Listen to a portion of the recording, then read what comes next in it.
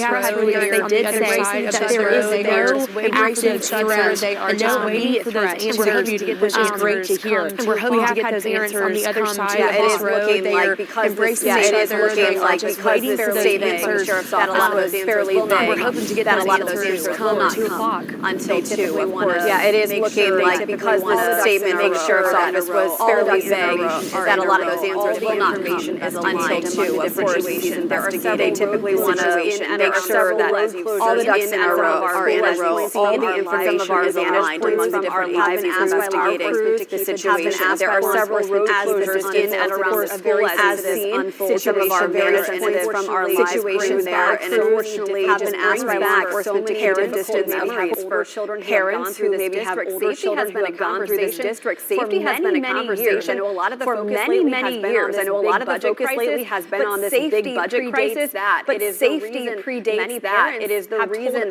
many parents have told us they question whether to keep their children in the district long term. The parent that Amber spoke with earlier today said she had a mother's intuition, something on her heart was telling her, I shouldn't let my child go to school today. And we've seen time and time again whenever there's violence involving even off school property, the police chief, the sheriff's office talk about the importance of families and parents and everyone working together to be involved to keep our children safe. And speaking of parents, the sheriff's office says that the school district has reached out to parents and communicated with them where they need to go in order to be reunited with their children, and that they will continue to give further updates. I did just have a question from a viewer on social media asking about the news we've confirmed. She's confused about whether this is or is not a stabbing. We did confirm with the sheriff's office earlier that it is a stabbing. Initially, early on, if you've been with us for a while, it retracted that information, but then said it was indeed a stabbing. It's just unclear how many students or administrators, if it was a student at all.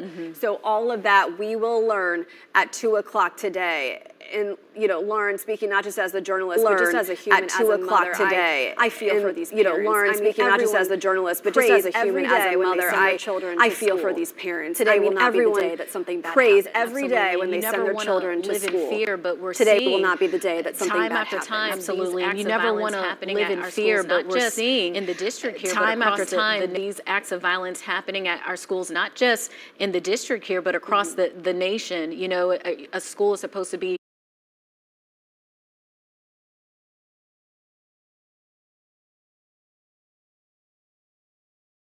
a lot of this information, because mainly what we do know right now is that there's no threat to the public, and we also know that there was a stabbing at North Forsyth High School. We're just working to figure out all the mechanics, who all is involved. Yeah, and I do want to say, I know we've talked about the other incidents of violence involving this district in the past few years. But that's not to say there's not good that happens at Winston-Salem Police County Schools. There is so much good that happens in this district. There are incredible students, incredible educators.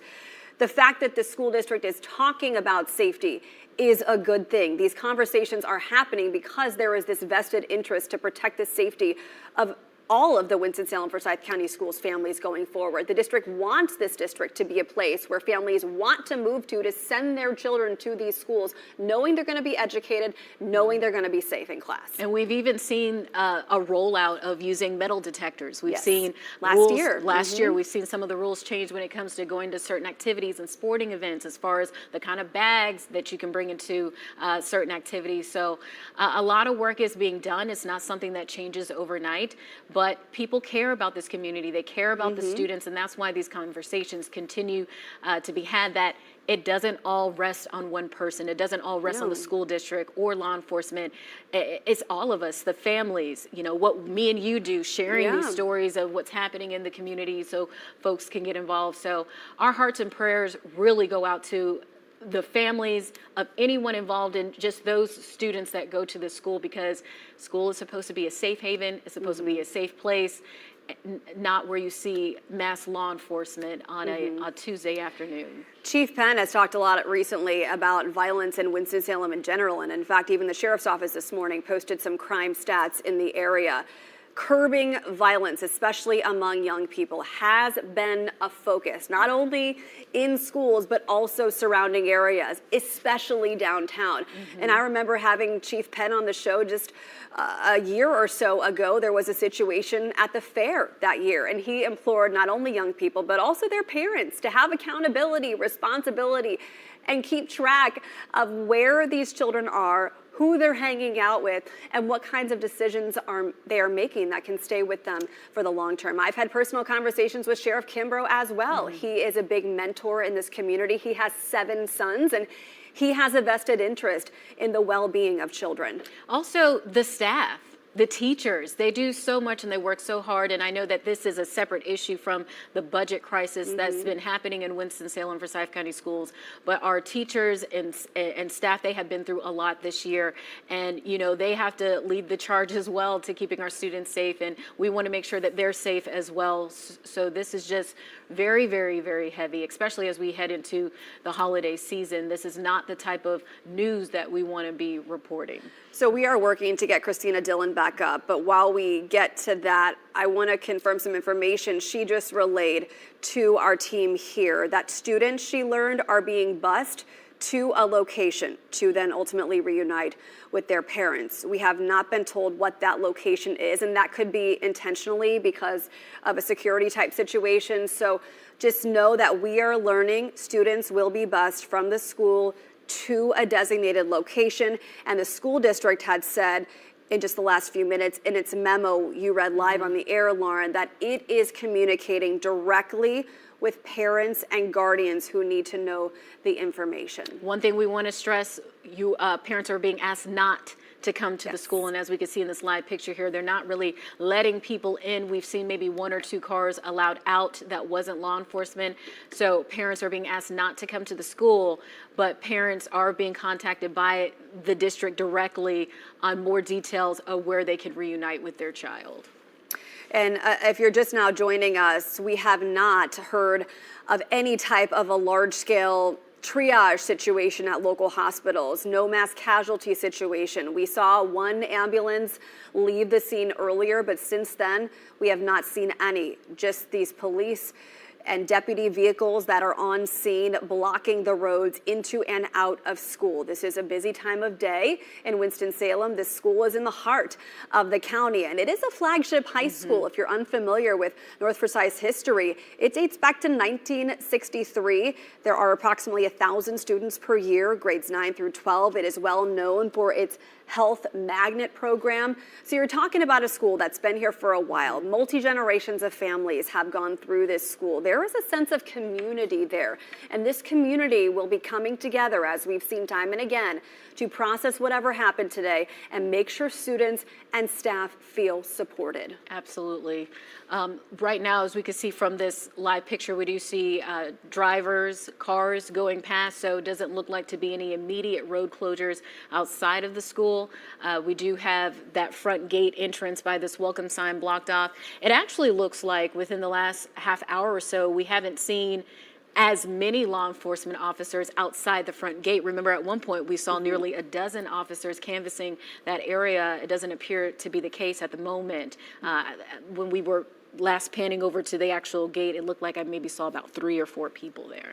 Yeah, and as we heard Amber report, the school is not currently on a lockdown or a shelter in place. And we heard from Christina also near the scene that these students are going to be hopping on buses and going to meet at a staging area.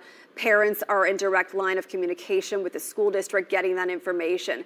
We know this is high school. A lot of students drive themselves to school, so we have not received any information about when your child will be able to pick up his or her vehicle. But it appears this school perimeter is secure, and so it might be a while before you have access to get your belongings or your vehicle from the parking lot. Speaking of secure, we hadn't heard of any closures for businesses or restaurants, anyone nearby, any other nearby schools, so it seems to be very much contained. It looks like Amber is getting in place here. Amber, if you can hear us, do you have any updated information? Have you talked to anyone new since you've been out on the scene?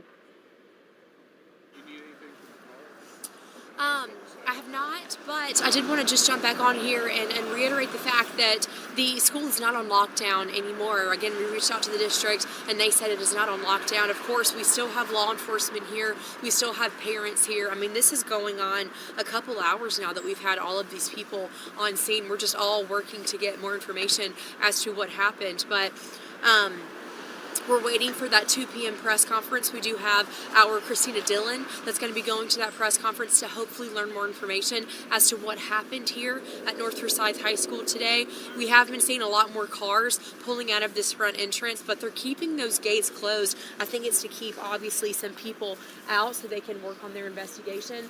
But it does look like you can see these more and more cars are pulling out of this high school parking lot.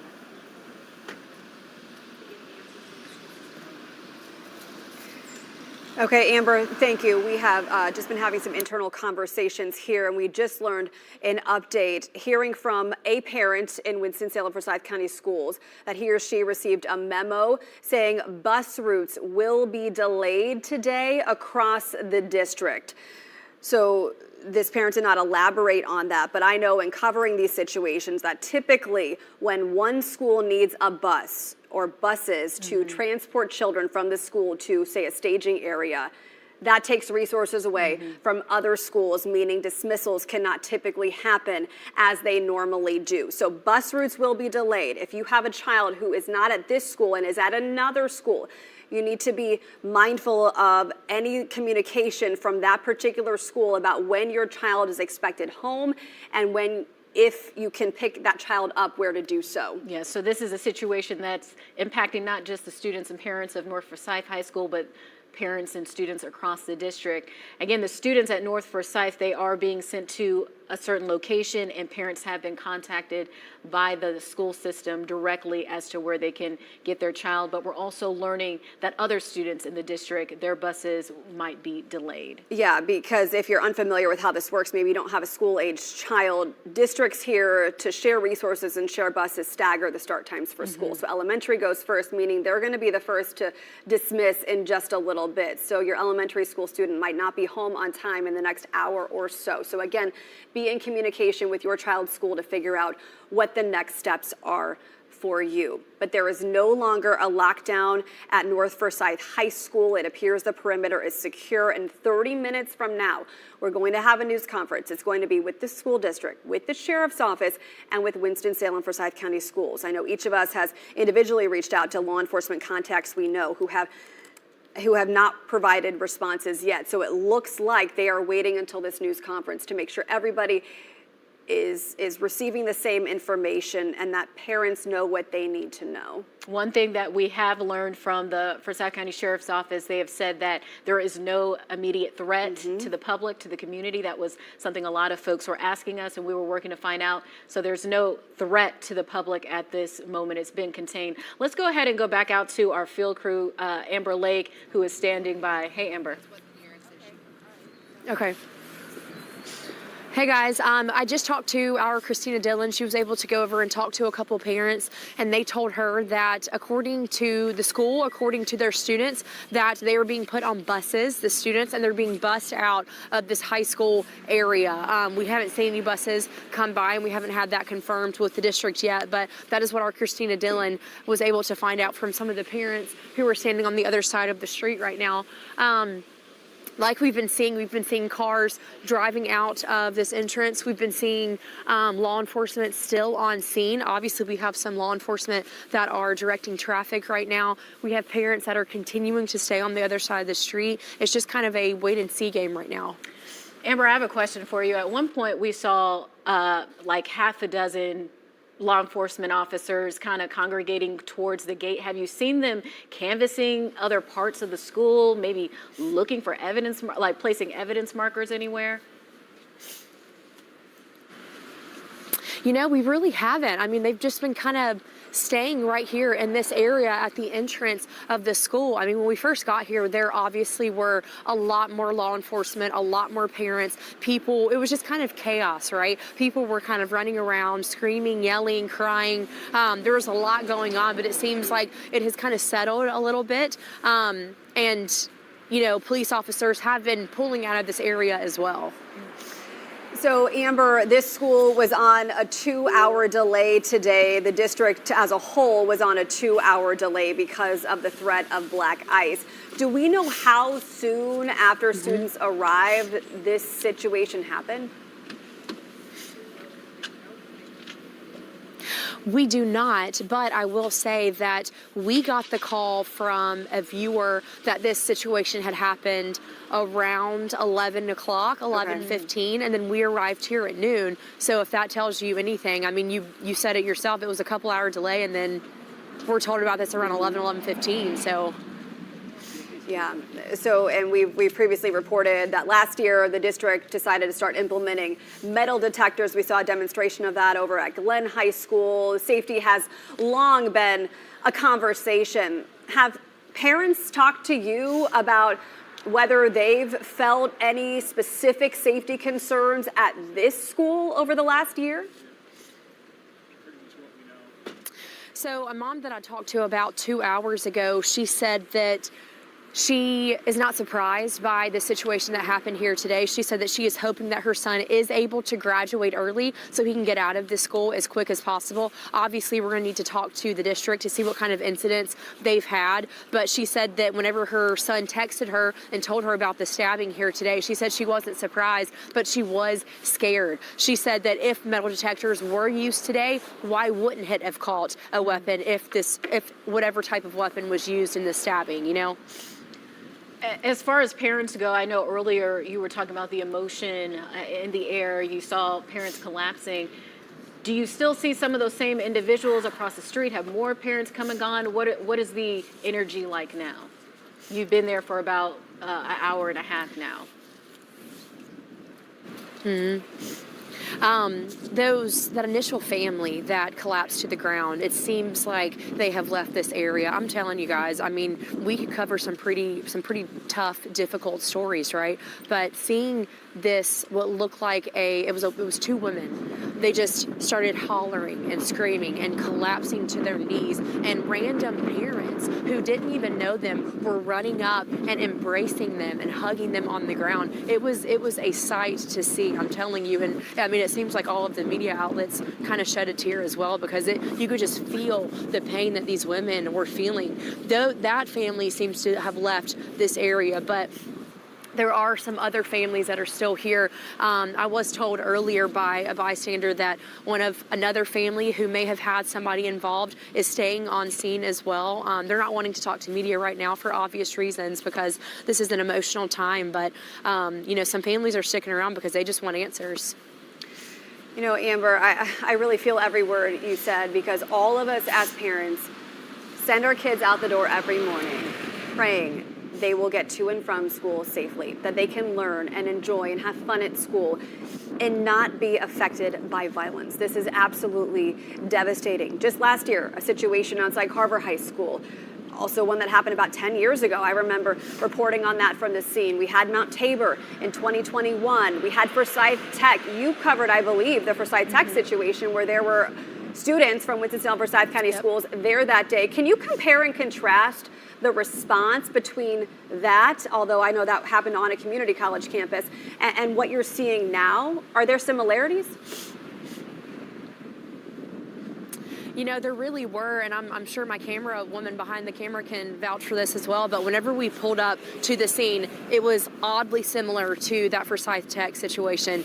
You pull up, people are running around, people are screaming, there's law enforcement everywhere. You don't really know where to go. You don't know what's going on, but it's just chaos. That's just the word that is best can describe this situation when we first got here today, was chaos, just like when we were at Forsyth Tech. Just a devastating situation. All of us are still processing, even when we don't know the full circumstances of what happened, if it even was a student who was hurt, who the suspect is, what specifically led to whatever happened. But you're already, Amber, you're already seeing this collective grief and this collective call to action. We need to make our schools safer. And that's been something even the sheriff and police chief had said over the last few years.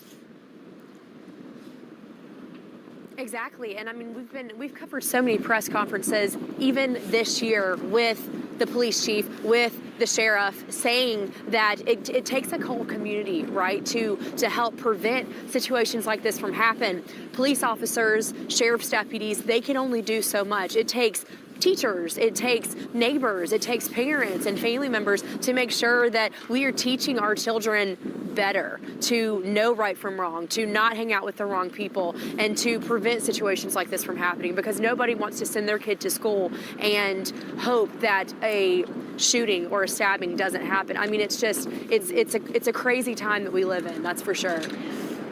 And Amber, I know earlier we did see at one point a group of students walk out into the parking lot area with law enforcement. Have you seen any other students, or from your time being at the school today, what were their emotions like? What were the expressions on their faces like? I know you were able to see the pain that some of the parents were feeling, but what did the energy or the emotion look like on some of the students that were walking out the building, or any other students that you may have come across? You know, it seems like the general emotion here today is just shock. Like, how do you fathom a situation like this, right? And we don't even know the extent of what happened here today, but just knowing that a stabbing happened on a high school campus, it's shock. I mean, I'm shocked reporting it, and we do this all the time. So seeing these parents and these students coming out and holding each other and being able to finally leave this campus, it's just shock on their face. They're like, what happened here today?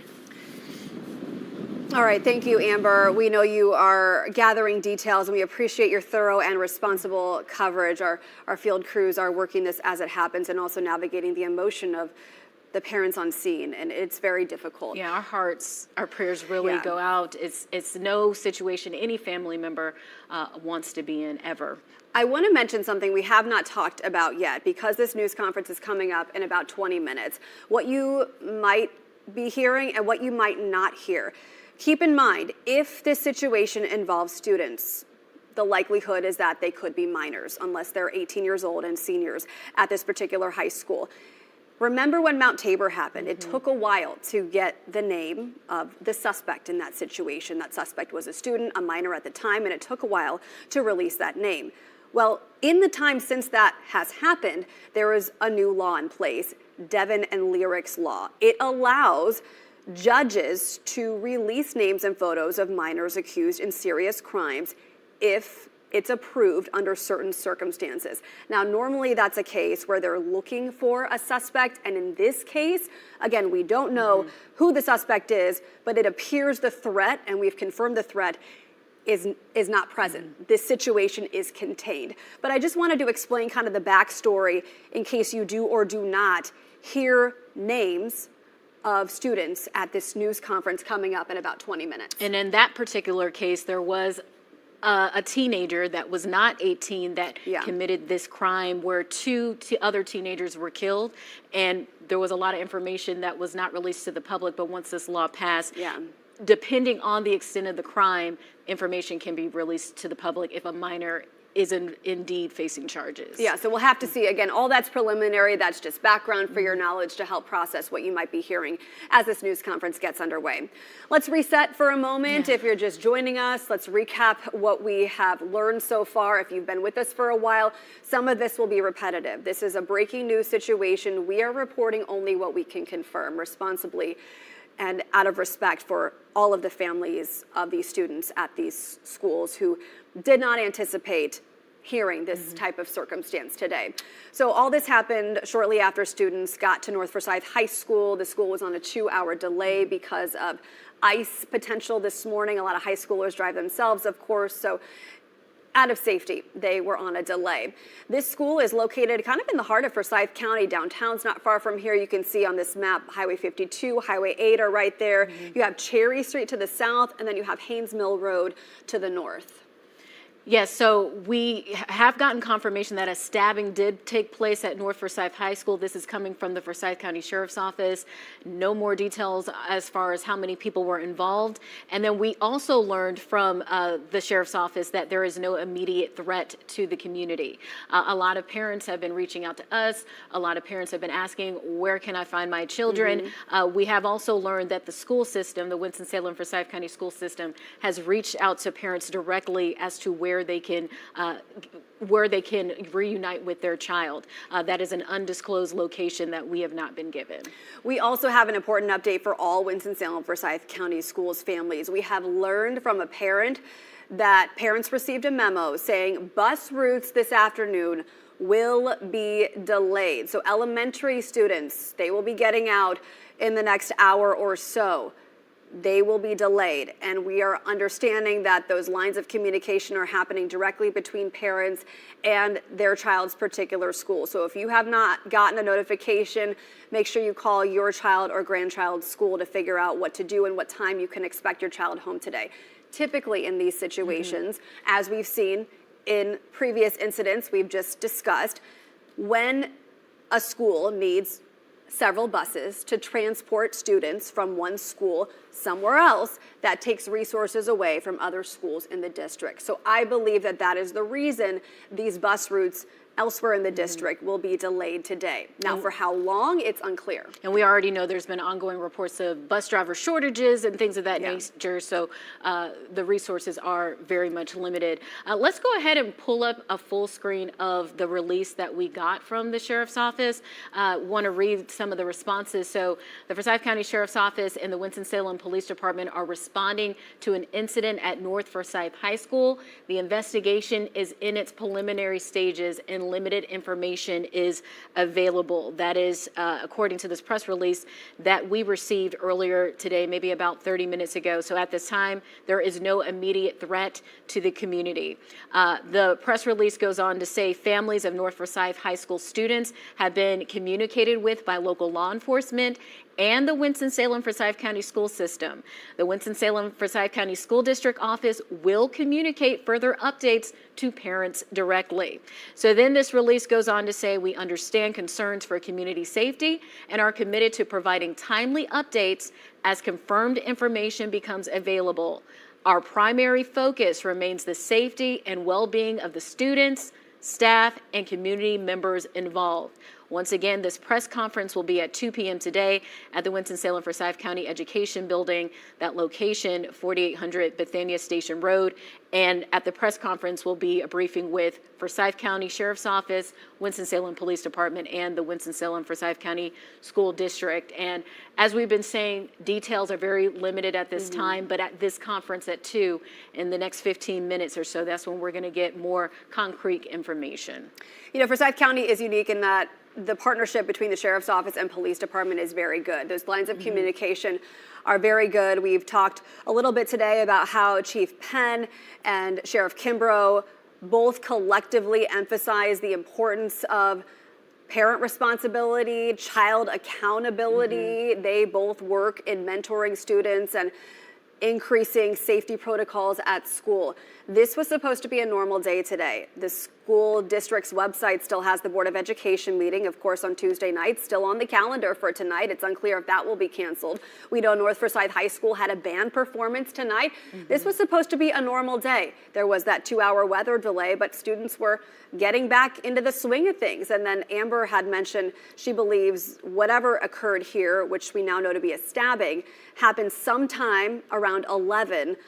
So soon after students arrived at school for the day. You know, we've been talking about this call to action when it comes to safety and violence when it comes to our teens. And we've seen a lot of our leaders in law enforcement talk about it's not just on the schools. It's not just on law enforcement. Students spend a lot of time at home. If anything, most of their day is at home with weekends included. So it really is this community effort. We've seen mentorship programs. We've seen just more investment in resources when it comes to safety. We've seen that with the rollout of metal detectors that rolled out last year. So work is being done and these conversations are being had. It's just so unfortunate that something like this has happened yet again. We've seen these recent incidents. We talked about Mount Tabor in 2021. This was actually when I had just gotten to Greensboro. That might have been my second month on the desk when that incident happened and how chaotic that was. We had a situation at Carver High School that happened not too long ago. So something has to be done, and it's unfortunate that things like this happen for us to continue to have these conversations. But school It's supposed to be a safe space. Yeah. It's supposed to be a place where parents know that their student is going to be okay. Yeah, you know, as a mother, it is one of the things I grapple with every day. Is my child safe at school? And how can I ensure that safety? All of us have asked those questions. All of us pray that every day we send our kids out the door, they will be safe, learn, have fun, make friends, do the things you're supposed to do at school, and not ever encounter the type of violence that unfortunately we know schools now have to train for, have to prepare for. We know our public school system as a whole has safety protocols in place. There are drills that occur. There are drills law enforcement has to do at various schools to get a sense of how to respond. And it looks like that response today was very methodical. It is unclear the time frame from when this happened to how soon those law enforcement agents got on scene.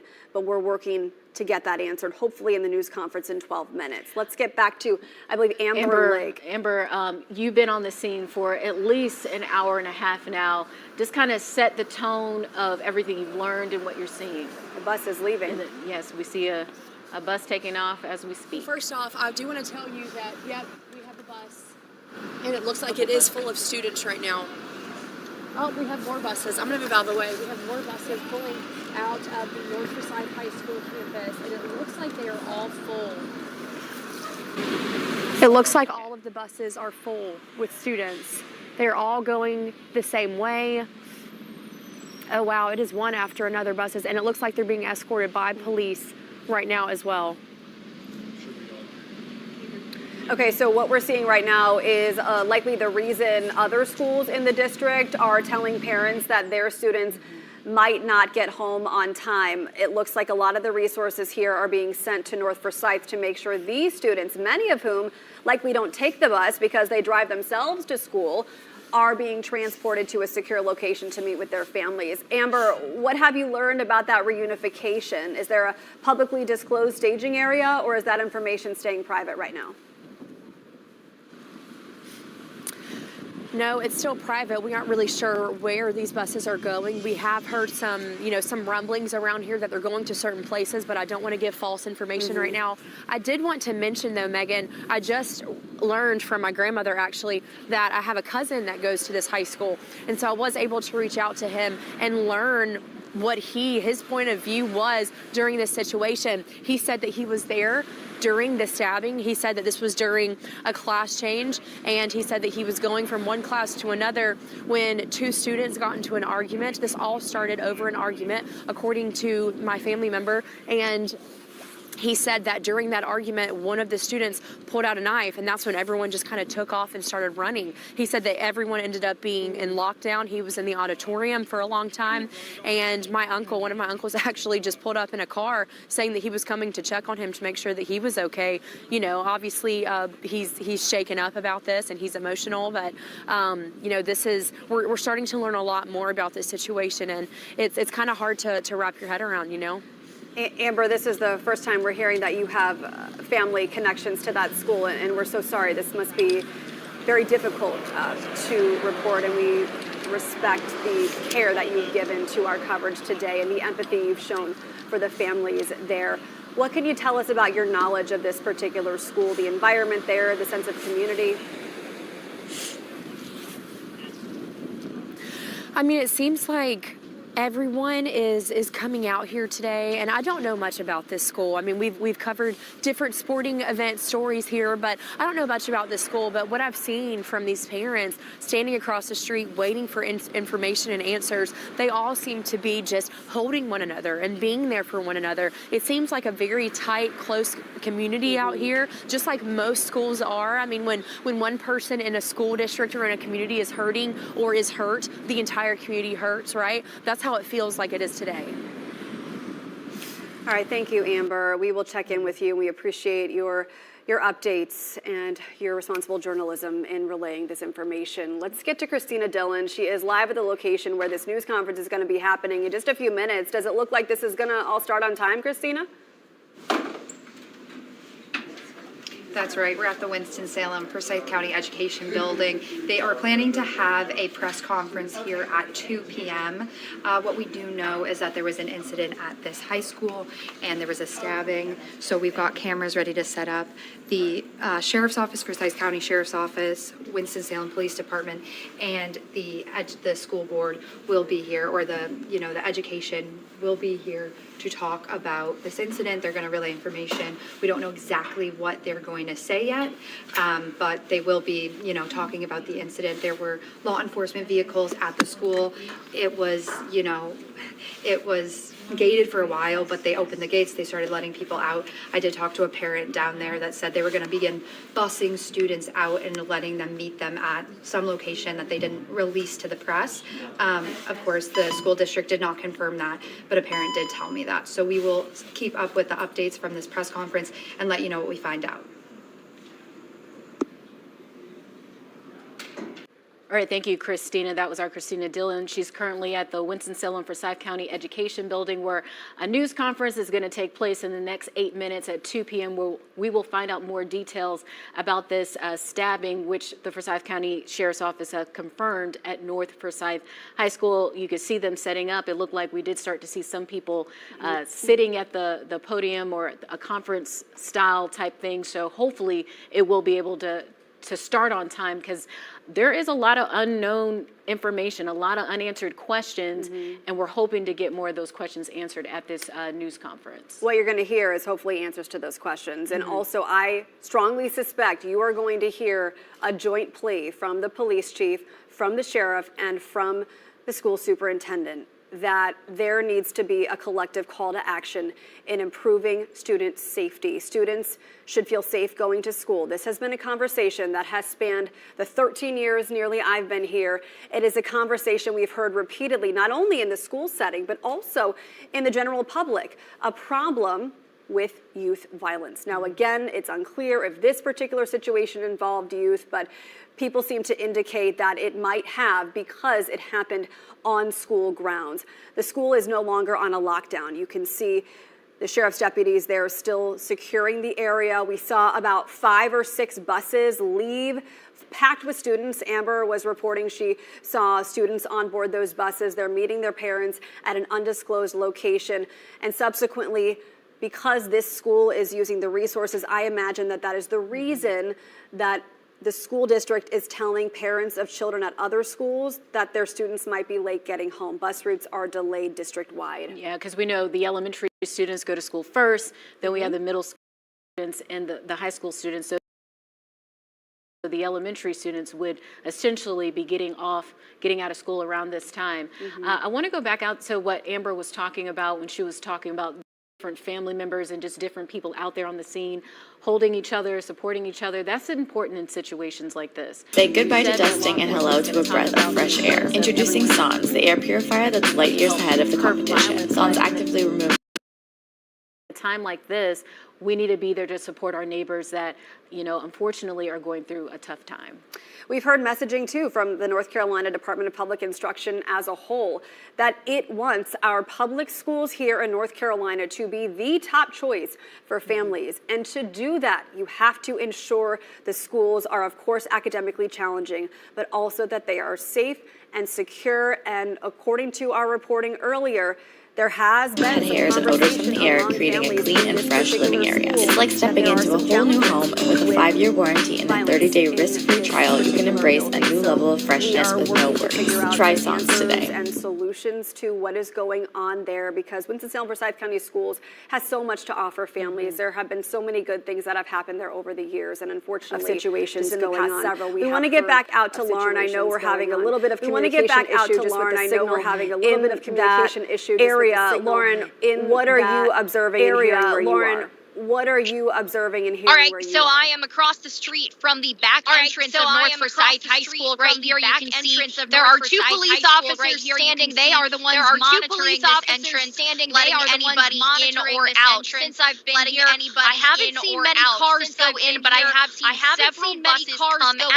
Looking through the windows of those buses, it does not appear that they are carrying any students. This is a handful of buses, maybe 5 or 6 that I've seen leave in the last half hour that I've been here. The only cars or vehicles that I have seen be able to get in this entrance are state trooper cars, marked law enforcement cars, and maybe other cars that are seemingly unmarked. But again, these two officers right here are checking credentials to make sure that whoever is getting in or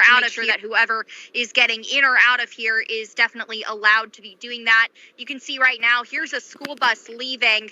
I don't know if we can see inside the windows, but again, it does not appear that there are any students on this bus. I can see through. Yep, I don't see any heads, any students.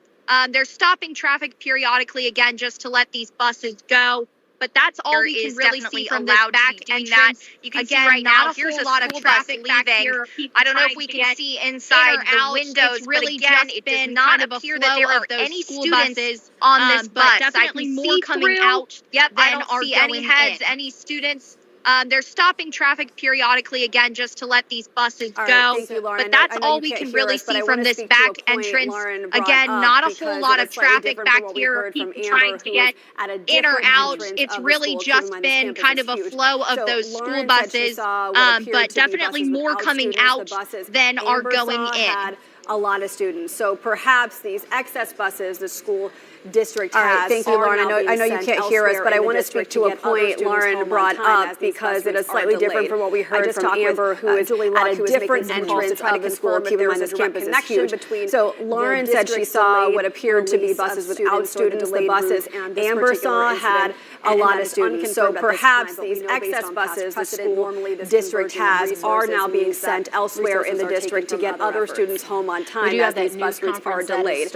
I just talked with Julie Luck, who is making some calls to try to confirm if there's a direct connection between the district's delayed release of students or the delayed routes and this particular incident, and that is unconfirmed at this time, but we know based on past precedent, normally this converging of resources means that resources are taken from other efforts. The Forsyth County we do have that news conference that is starting at 2 o'clock, which is a minute from now. We did just have that live picture of the podium there. Maybe looks like things are still getting set up. We don't see anyone sitting in the chairs in the front. This is where we're going to learn more details. But again, at this news conference is where we're going to learn some more concrete information.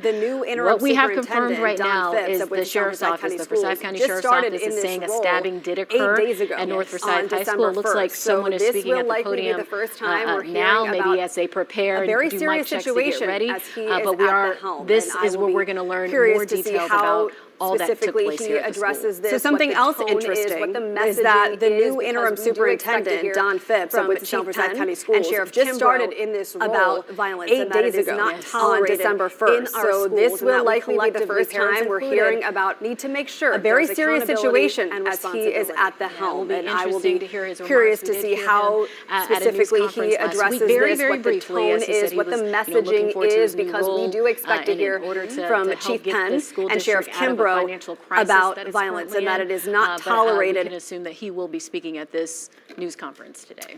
Yeah, and just to shed some light on safety initiatives, we know most of the area high schools, not only in Winston-Salem Forsyth County Schools, but throughout the Triad area, have school resource officers on campus who are that first line of defense if there is an act of violence.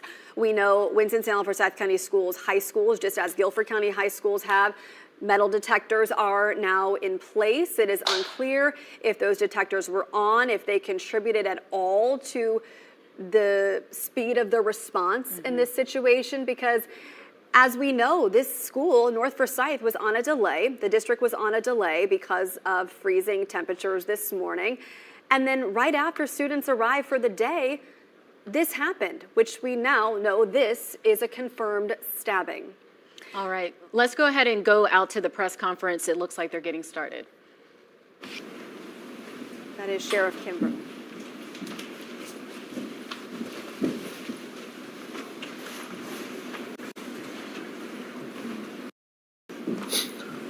Good afternoon.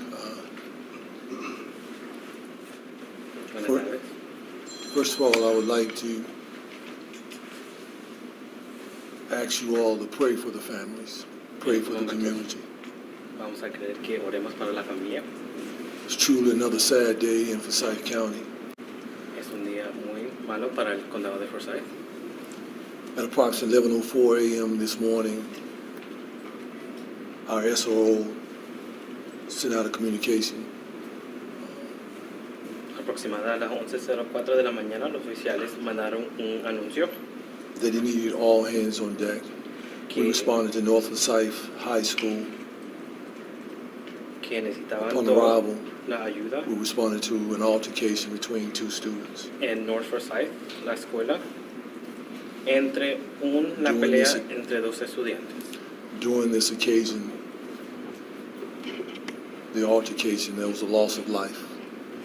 En esta pelea hubo una muerte entre What I los would tell dos you is that the estudiantes. families of the people involved have been notified. What I would tell you is that there is no danger to the community. What I would tell you is that Winston-Salem Police Department, City of Winston-Salem, Emergency Management, the school system, we're praying with the family, for the family, to bring resolution. I know you have a lot of questions. What I would tell you is that it's an ongoing investigation. What I can tell you is what this community needs now is prayer. I need your prayers. The principal needs your prayer. The community needs your prayer. We need prayer right now. That's what we need. I'm going to pause for a moment and bring Chief Penn to the podium to share a few words.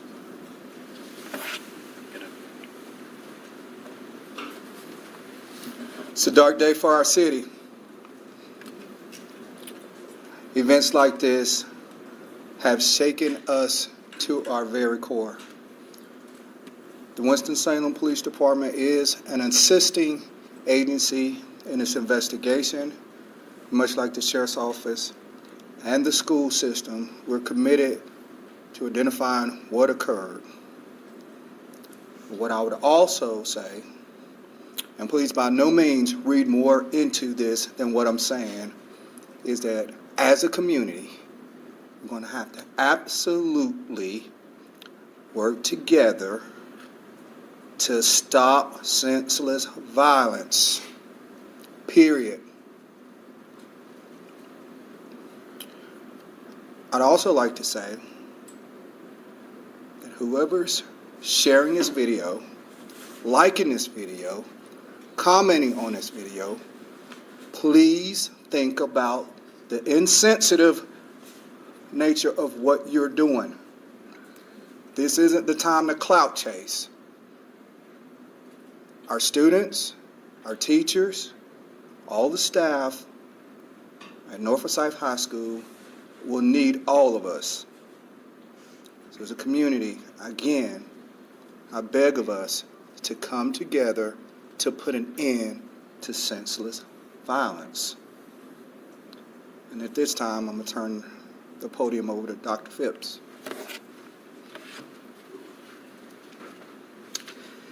I want to start by saying that our thoughts and prayers are with our students, staff, and family. When something like this happens, it impacts everyone involved, and that's certainly where our thoughts and prayers are. I want to express my sincere appreciation to local law enforcement and medical first responders for their quick responses and thorough work today. I also want to thank school faculty and staff members for their quick, responsive action. Today is a worst nightmare of any educator.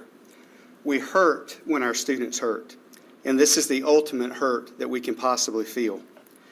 North Forsyth High School will be closed for students tomorrow. We will have our crisis team in place to meet with faculty and staff, and will extend those services to students upon their return. If immediate student needs arise, we encourage parents and guardians to look to the school's website for resources. As you've heard already, we covet your prayers, and certainly for all those involved. I know there's a lot of questions that you probably have, but here's what I'm going to say as we close. It's an ongoing investigation. What the family needs now is your prayers. I just left the family. They need your prayers. The governor sends his prayers and condolences. He reached out. But I need prayers from the community. I need prayers from everybody. The school needs your prayer. The principal needs your prayer. The students. So what I'm asking you all to do in this community is that let's take a day of reflection and see where we are. Let's talk to our children because our children need us now. The future is in need of us right now. All of us have been crying all morning. We have. I won't be answering any questions right now. I won't. They won't, because it's an ongoing investigation. And I'm sure you have a lot of questions. But as soon as we bring closure, what I will tell you is we will push the information out to you, as we've always been transparent. What I will tell you right now is that we have some work to do. Not just work with this, but we have some work to do in our community. I love you all. Again, my condolences and prayers to the family and all those involved, the students that have witnessed this. And again, I thank you for your time. At this time, we'll be concluding this press conference. Thank you all.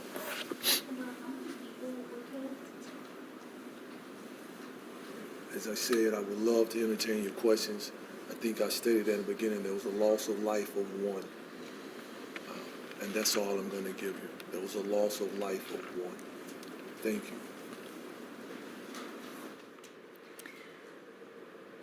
So wrapping up now, a live news conference about what happened at North Forsyth High School. There you see Sheriff Bobby Kimbrough. He is exiting along with the police chief, William Penn, and also Winston-Salem Forsyth County Schools superintendent there. The main question that everyone had was who was involved and what happened. What he did answer for us was that it was between two students, so two students involved, and there is one fatality.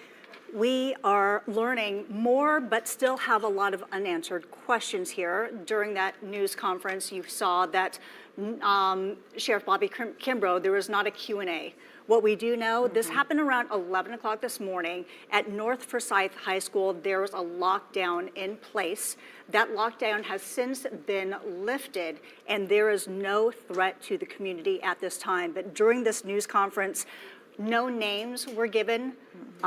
We do not know the relationship of the two students? Exactly. We haven't determined exactly how this all transpired.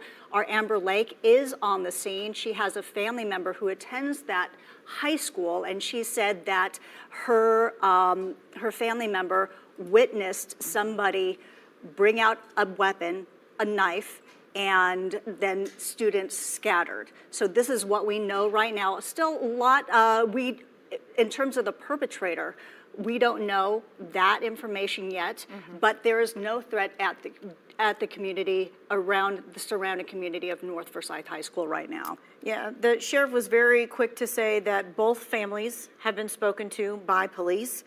He was also very quick to say that this is a time for prayer for our community, for the principal of that school, and for law enforcement, as this is an ongoing investigation. And he also said that, Dr. Don Fitz, who is the new superintendent of Winston-Salem Forsyth County Schools, he really has only been on the job for maybe about a week or so. He said this is the worst nightmare for really anyone. Sheriff Kimbrough was saying that, the family needs prayers, and he is also saying that Governor Josh Stein also sent his condolences. Let's go live now, back to North Forsyth High School. That's where we find WFMY News 2's Amber Lake with more about this ongoing situation at that school. Guys, I watched the same press conference you did, and I mean, just listening to law enforcement, listening to the superintendent talk, I mean, you can tell just how many people are impacted by the stabbing here today. The superintendent said today is the worst nightmare of any educator, and that school here at North Forsyth High School will be closed tomorrow for obvious reasons. So many students and teachers dealt with probably the worst day of their lives today, and there's going to be a crisis team here for when students and staff do come back to provide that resource to them and to make sure that they have people to talk to and those resources to get through this situation. I mean, You mentioned earlier, I did find out earlier today that I have a family member that goes here, and I was able to text with him back and forth, and he told me that he is okay. He's just happy that he's safe. He said that it was during class change that this incident happened. He said 2 students were arguing, and then one of them pulled out a knife, and then, you know, that loss of life happened. And I can't even wrap my head around having to wrap their head around this, right? I mean, when you're in high school, you worry about your next sporting game or the next play that you're in or your homework that's due the next day. You don't have to worry about, you shouldn't have to worry about shootings and stabbings and incidents like this where a student dies because of an argument, because a weapon was brought out and used in the midst of an argument. It's just, it's kind of crazy. Something needs to change. This isn't just a law enforcement problem. This is a community problem. This is a family problem. Everyone needs to step up to make sure that students are shown the right way, they know right from wrong, and that incidents like this are prevented. Yeah, that was a big overarching thing that William Penn really wanted to talk about. Was he said we need to work together to stop senseless violence, that this is a dark day for our city and it has shaken us to our core, and unfortunately we have heard that specific sentence said over and over in our area. Right, because it is not just one organization's job. We're talking about parents, we're talking about educators, we're talking about law enforcement as well. It is really a collective effort. Let's continue our coverage now with WFMY News 2's Lauren Tier, who's also at North Forsyth High School. All right, so I am across the street from this back entrance on Shadowlawn Drive. And as you can see here, here's a bunch of school buses filing into this back entrance. I believe it's 4 or 5. I lost count. They have been escorted by law enforcement here. These 2 police officers right here are Winston-Salem police officers. They have been patrolling this entrance/exit, making sure only the people who are allowed in get in, and then helping to get the other people out who need to get out. That is requiring them to stop traffic on both lanes. But again, they are checking to make sure every person who is coming in this entrance is actually allowed to come in this entrance. I haven't seen too much traffic since being back here. Most of the in and out has actually been school buses. And I've seen a handful of school buses come out with no students on them. These were empty school buses. I don't know where they were headed, but of course they were permitted to leave the premises. And as you just saw, there was that file of school buses that came back into the school. So no information as to what exactly is going on, what those buses are filing in to do at this time. But again, this back entrance on Shadowlawn Drive is completely blocked off by these police officers, and they are not letting anyone in who is not allowed to be in. In Winston-Salem, Lauren Tier, WFMY News 2.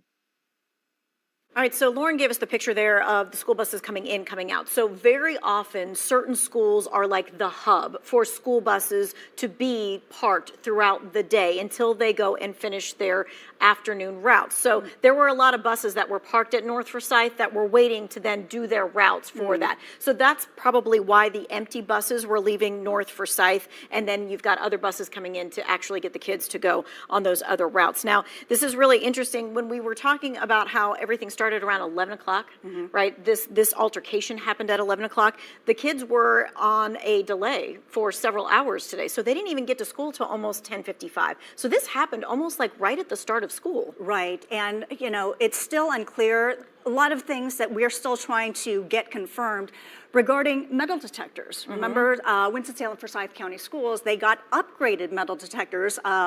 Some schools did last year. We are still waiting to learn if those metal detectors were up and running at that time, so this morning. So that is something we are still waiting to hear back from to confirm.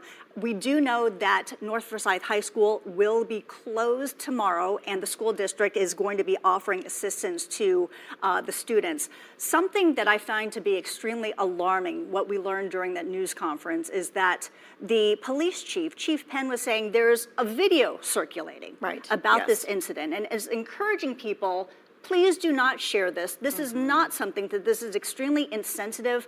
Do not share that. Yeah, he said people are sharing it, they're commenting. He said, please think about the impact that it's having on the community as a whole when you share that kind of video.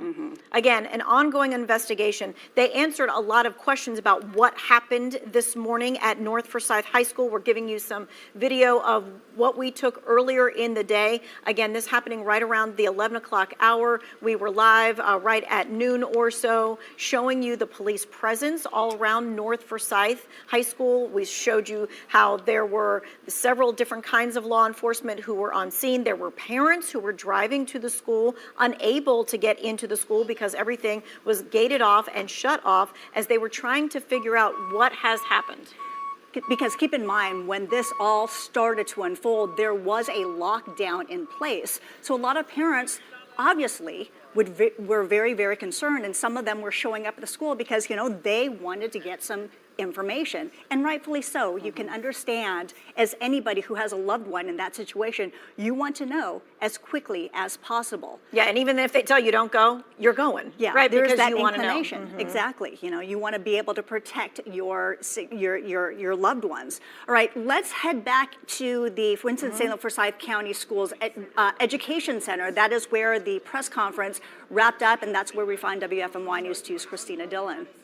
Take questions at the end of this press briefing. There are still some. That's right. We were just at the press conference, and what we heard from the district and also from the Winston-Salem Police Department was that it was an altercation between two students, resulting in the loss of life of one student. They didn't say how it occurred, but they did mention that video is circulating, urging people to not continue to circulate that video, comment on it, like on it. They were very, adamant about avoiding that video because it is so sensitive. They talked about the families, that they need our prayers right now, the prayers of the community. They even mentioned that the governor has reached out in this case of just a tragic loss of life. So we are continuing. They said that they're not taking any questions, that this is an ongoing investigation. They said that they will continue to release information as they find more out about it. We do know that the SRO reached out to law enforcement agencies this morning when the incident occurred, saying that they needed all hands on deck. And that's when Winston-Salem Police Department, as well as the Sheriff's Office, responded to the emergency. And emergency or EMS also responded to North Forsyth High School. And that's when they, began telling us about this loss of life. And also parents were gathering. We know that there was a reunification site. We don't know where that was, but students were bussed out to meet families at that reunification site. And we did talk with the school district that confirmed that busing of kids to a certain location did result in delays for other schools in Winston-Salem Forsyth County. So they told me it could be anywhere from 90 minutes. It's hard to say how long those delays could be, but asking parents if they could do a pickup in person to do that instead of having their child ride the bus home. That is a really key point there. Usually you think this is impacting one community of students and their parents, but this is really impacting the district as a whole when it comes to any student who rides the bus in Winston-Salem Forsyth County. It's very important information because a parent had let us know that they did get the statement from Winston-Salem Forsyth County Schools that there could be possible delays for the evening bus route. It did not say specifically in that statement the reason for this, because keep in mind, we had the school delay this morning because of the icy conditions, because of yesterday's snow. So now we're learning more about the reason for those delays with the buses. Now we know it is now all interconnected with what happened today with that deadly stabbing at North Forsyth. Right, and you're thinking to yourself, okay, it started out impacting 1,300-ish students. That's how many are at North Forsyth, and their parents, and all of the faculty that is there. And now it really is just blossoming out to impacting the district as a whole. We're still waiting to learn more information exactly where that reunification site is. We have learned a couple of sites, but we are not going to share that at this time because we are waiting to get those confirmed as well. We are only going to be sharing with you what we can confirm, what is actually fact. We are not going to be sharing a lot of just social media chatter. Yeah, the district had said that they were going to communicate to the parents directly about where those parents needed to be with those kids. And so we are are going to let that happen. And if we are able to then pass that along in case a parent has not been notified, we will absolutely do that. So as we are looking at this video, this is video that was taken earlier today with the police presence all outside North Forsyth High School. The sheriff confirming that it was an altercation between two students and that one student is dead. They are not saying, normally in this kind of situation, they're looking for someone who may have been part of this, but they say they are not looking for someone. They also have not said they have arrested anyone. They have said that they have talked to both families. But also in regards to those two students that were involved in this altercation that happened this morning, we do not know names at this time. We do not know the grades at this time. So in terms of the information we got from the press conference that just happened maybe about 20 minutes ago, we got some information, but we didn't get the full scope because obviously this is still a developing situation where, you know, we have to make sure that, you know, everyone is notified properly and giving the information, and you never know also with the age, maybe authorities cannot release that information because of that. Right. The student could be under 18, the student could be 18, it all kind of depends. So just a quick recap so you see it on the screen as well. One student killed in a school stabbing today. That was at North Forsyth High School around 11 o'clock this morning. That altercation happened. The school will be closed tomorrow, and then support staff is going to be on site. This really, though, points to what you were talking about before of, you know, the metal detectors, then the community as a whole when it comes to violence at schools. Right. And we all need to take responsibilities, right? We all have to love and care for each other, but this is keeping children safe. This is multi-layered, right? This is not just a matter of like parents. This is friends. These are mentors. These are teachers, counselors, law enforcement. It just all branches out. The community as a whole. Yes, very much so. There's also scheduled to be a school board meeting tonight. So we have not heard yet if that is still going on, but we will let you know if that does continue to follow through for this evening. I mean, when you think about that meeting that is scheduled for tonight, the band was scheduled to play there. This was supposed to be a normal day of school with a delay in the morning due to the ice, then the school day happening, and then everything else following in line with that, including that meeting for tonight. And so Winston-Salem Forsyth County Schools has been dealing with a whole host of issues, most of which have been money issues that have kind of upended a lot of things, people in classrooms, jobs, and things of that nature. So they've been dealing with their own kinds of issues, and then this happens. It kind of makes all of that kind of pale in comparison, even though it is still there. But when you're talking about a school community, a school family that is now dealing with a student who is dead. This is it is a heartbreaking situation. This is the time of year. We're in the middle of the holidays, and this is when there should be celebrations and joy and love and community. And unfortunately, for Winston-Salem Forsyth County Schools, they're dealing with this tragedy, and our hearts go out to the friends and the family and everyone associated with North Forsyth. Yeah, and another point to bring up is something that we've said earlier. You brought this up as well, that William Penn talked about how that there is video that is circulating, and we do want to just caution you about what you look at and what you share. There will be plenty of people who will want to share things that are not true, share details that are not true, maybe even share other videos that are not true that they will say is linked to this. And so you have to think not only of the impact of the school community here, of your own community, but are you sharing something that is factual and is true? And that is exactly what we're saying in the broader sense, in terms of being responsible. Responsibility of not creating more chaos. Right? This is not a matter of like, oh, let me get some likes and shares so I can boost my social media status, right? This is about humanity. This is about loving and caring and being a responsible person, but branching off with that, being that responsible person and being a parent and raising responsible children to become responsible adults. This is a matter of we all need to work together as a community so we can all continue to create leaders in our communities. We've had a lot of phone calls in the newsroom about why we are sharing these facts and things of that nature, and why we are on TV making sure that people know what the latest information is. And I want you to think about the families who drove to North Forsyth this morning because they heard that their child was at school when something happened, that a student was killed. And that many of them, we heard our reporters say, I watched parents drive up across the street from the school, get out of their car and fall on the ground because they were just so frightened about what they would hear, what they would learn, what they would or would not see.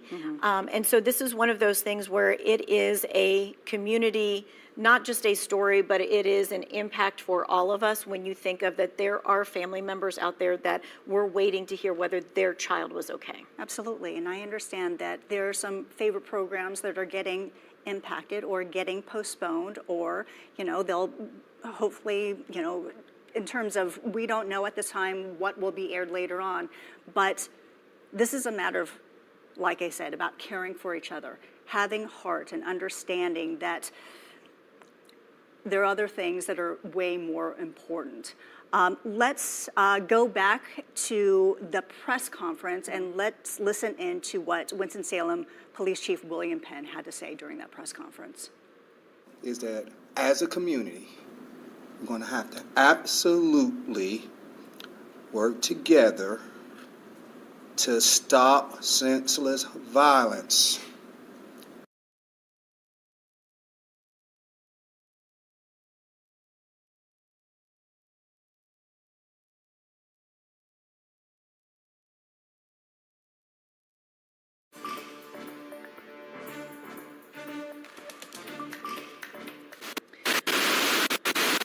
We are taking a live look right now at North Forsyth High School. This is breaking news that we're bringing to you about a stabbing, a fatal stabbing that happened at North Forsyth High School earlier this morning. The students were on a delayed start to school today, arriving at school around 10:55 or so, and around 11 o'clock an altercation happened that led to this police presence. Our Amber Lake has a family member who attends that school, and that family member told her that the stabbing took place in between classes. So that was kind of in between bell ringings. It's been a while since I've been in school, so I've forgotten what that's called. But that's what happened, and she said that the family member said once that stabbing took place, everyone just dispersed. She has been on the scene, seeing people arriving there and crying, and this is, it is a heartbreaking situation. This is not just a stabbing at North Forsyth High School. This is a deadly stabbing at North Forsyth. So there was a news conference right around the 2 o'clock time where the sheriff talked, the Winston-Salem Police Chief talked, the superintendent of schools talked, and that is where our own Christina Dillon was. She was listening in on that press conference, also seeing if there were other questions that maybe were able to be answered. That's right. All of those men came in here. The first thing that the sheriff said was that he was asking for prayers for this family, for the people affected in this tragedy. We do know it was an altercation between two individuals, resulting in the loss of life of one individual. We don't know the details or the circumstances of how that happened. We do know there is a video circulating which depicts what happened, and the sheriff and the school police department is urging everybody to not share that video, not engage with it. It's a senseless loss of life, a senseless tragedy right now, and he actually said he doesn't want anybody using this video for clout chasing or anything of that nature that could be detrimental to the family. We do know that the families are both notified in this case, both of the people that were involved in this incident. There were families lined up right across from North Forsyth High School earlier, just just watching on. Like Tanya mentioned, Amber saw somebody actually collapse to the ground. I saw lots of people crying when I was on that side of the street, just pure sorrow and absolute fear for what was going on. The gate was closed, parents couldn't get in. We do know that there's a reunification site. They're actually busing students out of North Forsyth and having them meet with parents at a unification site. We don't know where that site is. They're keeping that private for the families and the students, but that could cause bus delays for other schools within the Winston-Salem Forsyth County School District. We did that get that confirmed by the district, and they said, those buses for other students may be late because they're focusing on those students at North Forsyth right now, just making sure they can reunite them with their parents. As far as questions go, questions and answers, have they apprehended the suspect? How many other people were involved? Was it just 2 people? We don't have the answers to those questions at this time. The sheriff and the school district did not answer any other questions at the press conference. They did not take questions. They said that they will be releasing additional information as it comes in. It's an ongoing investigation, but they plan to keep us informed, keep us in the know with what they find out, what they learn. All right, Christina, thank you. We appreciate that. Yep. But Christina, thank you so much. But tying into what Christina was saying about a suspect, keep in mind that authorities didn't say anything about a suspect, but they also did say that there is no immediate threat to that area and that lockdown has been lifted. So perhaps one of the people involved, maybe that person was involved, and this is the reason why authorities are saying there's no threat to that area. We will let you know when we know. Something that is new. Remember, there was supposed to be a Winston-Salem Forsyth County meeting scheduled for later on today, and they say that there is going to be no board meeting tonight. No board meeting tonight again for that, because I know that there were other students from involved in that because the band was supposed to play and things of that nature. So parents, if your child was involved in that, there's going to be no board meeting tonight. And also for North Forsyth High School, because of today's deadly incident, a stabbing at North Forsyth this morning. The school will be closed tomorrow, but there will be counselors available to the students and staff at that high school over on Shadowline Drive. And so today, they had that 2-hour delay, and then they had the whole thing happening with the other buses being pulled. And so this is just an impact for the entire district. If your child rides a school bus, they may be getting home later than normal. They said even up to 90 minutes. Oh, goodness. Okay. And during that press conference, we also heard from the new Winston-Salem Forsyth County Schools Superintendent, Dr. Don Phipps. Let's listen into what he had to say. I want to express my sincere appreciation to local law enforcement and medical first responders for their quick responses and thorough work today. I also want to thank school faculty and staff members for their quick, responsive action. Today is a worst nightmare of any educator. We hurt when our students hurt, and this is the ultimate hurt that we can possibly feel. North Forsyth High School will be closed for students tomorrow. We will have our crisis team in place to meet with faculty and staff, and will extend those services to students upon their return. If immediate student needs arise, we encourage parents and guardians to look to the school's website for resources. And of course, he did say that the school is closed tomorrow and that support staff will be there. They're not saying when students will come back to school. I imagine we will hear that in the next 24 hours or so. But as of now, there is no school tomorrow for those at North Forsyth. Taking it a day-by-day situation. Again, so that crisis team will be available for staff, and he did say that it could be also available to the students as well. So we have Lauren Tier. She is on kind of like the backside of North Forsyth High School. It's a really big campus. So Lauren, what can you tell us when it comes to updating on the buses and the parents and the reunification and all that? Right, so really all that I've been seeing out here is kind of just an influx in and out of school buses, mostly a few law enforcement vehicles being allowed to get into this entrance at North Forsyth. This is on Shadowline Drive. which again is kind of a back entrance to the high school. As you can see here, there are 2 Winston-Salem police officers. They are the ones who are controlling the traffic coming in and out of this entrance/exit. Since I've been here, I've seen a line of probably about 5 or 6 buses go in. None of them had students, and I've seen probably about the same number of school buses come out, all of them empty. We have been told that North Forsyth serves as a kind of bus lot for buses that serve other schools in other areas of the district. So it is possible that these empty buses could just be going to complete their normal routes. We do not know for sure, but that's all that I've really been seeing. I have seen some cars come up, talk to these officers, and be turned away. So I don't know if these are parents coming to try to get children or what the situation is, but there have been cars not allowed to get in this entrance. I haven't seen any students, any younger children come in or out, walk out of this entrance, anything like that. So no reunifications that I can see from here. Live in Winston-Salem, Lauren Tier, WFMY News 2. Lauren, thank you. And so it is a very large area. So Lauren is on Shadowline Drive. The school also is near West Haynes Mill Road as well as University Parkway. So there are different entrances there.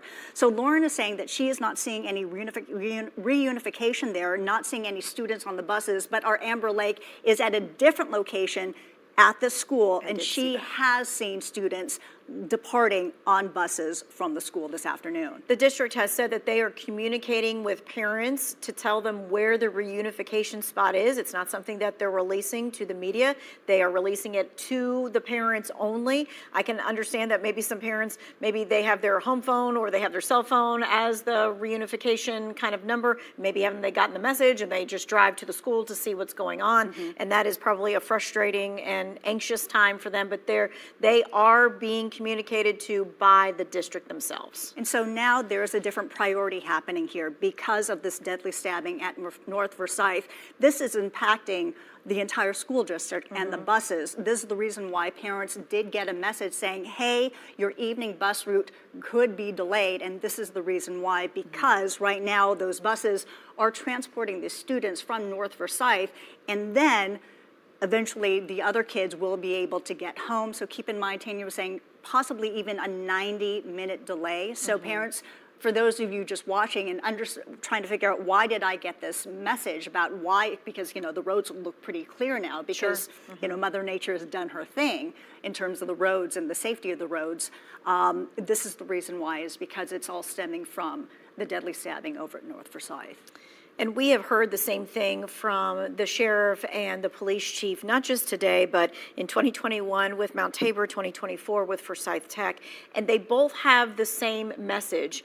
And it is it's almost kind of anger a little bit, frustration bordering on that for the community as a whole to stop violence, and then also pleas for people to think of others. We have Sheriff Kimbrough from the news conference. We'd like to share a bit of that with you. Let's talk to our children because our children need us now. The future is in need of us right now. We have some work to do. Not just work with this, but we have some work to do in our community. And he said those words after he was the one confirming that it was an altercation between 2 students and that there was indeed loss of life. He was the one to say that there was loss of life and that families have both been notified and talked to. This is it's just a heartbreaking situation because he is stressing the importance of violence is not the answer.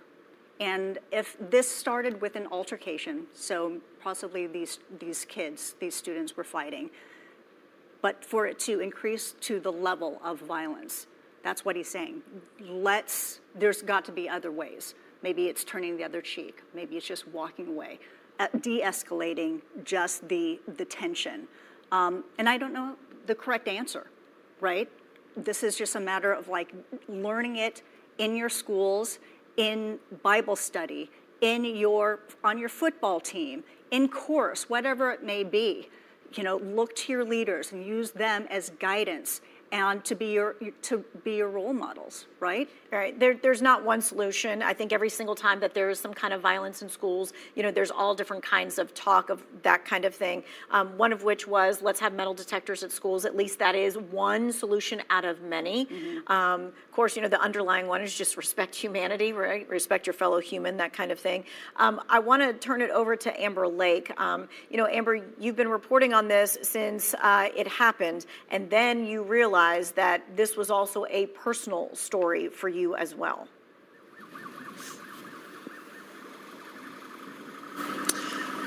Sorry, guys, we're listening to some alarms that are going off very close to where we're at. I don't think that it has anything to do with what's going on behind us, but I just wanted to make sure.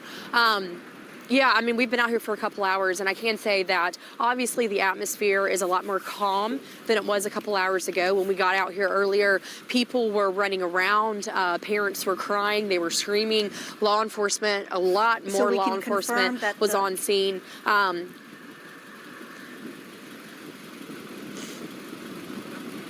All right, sorry to interrupt you there, Amber. We're getting some information about where parents and students are being reunified. I don't know if it is the official spot, but we do know that somewhere around the Lawrence Joel Coliseum that there are school buses and that there are parents. And I apologize for interrupting Amber there. We were listening to our producer telling us some of this information. So you're watching this live on TV, so please, give us some grace too as we learn information as we pass it along to you. Let's go to the Joel Coliseum. That is, we've just learned that our reporter is heading out to the Joel Coliseum. This is, we understand, where some parents are starting to gather. But as Tanya said, we do not know if this is the official site. But as we learn more information, we will certainly pass it along to you. All right, so we're giving you another live look around the area, I believe, of North Forsyth there. So all of this, taking part today at 11 o'clock this morning, then developing all the way up until 2 o'clock when we got the news conference and we got the real confirmation that a student had been attacked and a student had been killed by, they say, another student. It was student on student. We don't know what the relationship of those two students are. We don't know what the ages of those two students are. We don't know what led up to this altercation. We also do not know if the weapons detectors were activated this morning when the students arrived at school. Keep in mind, school started 2 hours late today because of the the possible black ice overnight to make sure the kids were safe when they got to school. And so now we are dealing with this new situation of another delay in the evening time, but this is not related to the possible slippery roads. Authorities have reached out to the district parents that there is a delay for the school buses this evening, and this is all related to what happened at North Forsyth High School today. The priority right now is to get the students at that school to a reunification, and that is the reason why there is a domino effect with the delays of the other buses. Sure. And so, Amber was there, and she has been doing some live reports here and there, telling you what she's seeing on campus right now. But she actually heard from a family member who said one of your family members was on campus when it all happened. My family member said that he was in between class changes and he heard an argument between two students, and then one of the students pulled a gun out, and then everyone just started running in all different sections. I want to show you behind me, we have more buses being pulled out of North Forsyth High School being escorted by a police car. Let's see, we have 1, 2, 3, 4, I believe 5 or 6 buses that are pulling out right now, escorted by police officers. I honestly believe that that's what that sound was that I heard earlier. The sirens that I heard were police cars coming back into this area so they can escort more buses. There's an ambulance that's coming out of North Forsyth High School as well. And I'm trying to see, it does look like there are multiple students on each and every bus. they're taking a right out of here. I mean, obviously taking a right out of this area is heading towards the Coliseum. Again, that is not confirmed that that's where the students are being taken, but this is the area that they're being taken out of. But again, I mean, this has been a very chaotic day for so many people. And just like law enforcement and the superintendent said, I mean, they're going to have that crisis team to help them get through this very eventful day. So confirmation, student fight led to a loss of life today on the campus of North Forsyth High School. So many parents were starting to hear that news as everything was happening and started rushing to the school wanting to get their hands on their student. Absolutely, and you can't blame them where, parents, you want answers, and we absolutely understand it. And so Amber has been there for several hours and witnessed people falling to the ground being on the scene at North Forsyth. Now this is a live picture at the Lawrence Joel Memorial Coliseum. This looks like to be parents waiting there for students to be reunited with their families. We do not have an official word from Winston-Salem Forsyth County Schools that this is the bona fide meeting spot, but on the left-hand side of your screen, it appeared that there was an official taking down names. You're just looking at some, there's an officer there. You were just also looking at some forms, and we're trying to get a closer look at that. Nixon, if you can move your camera back to that pile of paper, and maybe that will give us a little bit more detail. Maybe it's asking, what is your child's name and address? Well, obviously we would not show that. We would show you the blank pieces of paper. But this is a live look happening right now. It appears that this might be one of the reunification spots where North Forsyth High School students will be reuniting with their parents. And you got to think, I mean, there's, again, about 1,300 students that go to North Forsyth High School. So you're dealing with thousands of students and thousands of parents all trying to make a connection, all trying to get to some specific place. Some kids have phones, some kids don't have phones, so the communication is probably a little wonky on both sides there. And parents, of course, arguably so, want answers like right now. But the school system, along with the law enforcement, have to work together to make sure that they're releasing the right child to the right parent. They want to make sure that everybody is as safe as possible during this reunification process. We are looking at this picture with you for the first time live, so I'm just going to kind of talk to you what I'm seeing. It looks like a very organized process here, right? You're looking at a very, very long line. So our reporter, Nixon Norman, she is the one bringing you this picture live. And the reason why we're not hearing our Nixon Norman giving us kind of what she's seeing out there in the scene is because the cell service is kind of spotty out there. So this is what we're bringing a live picture is the best we can do at this time. But this is what you're seeing. I mean, Tanya, how many dozens, hundreds at this point in this long line? And again, back to being so organized, we've seen several officers on the scene. I see a lot of police cars lined up in this area as well.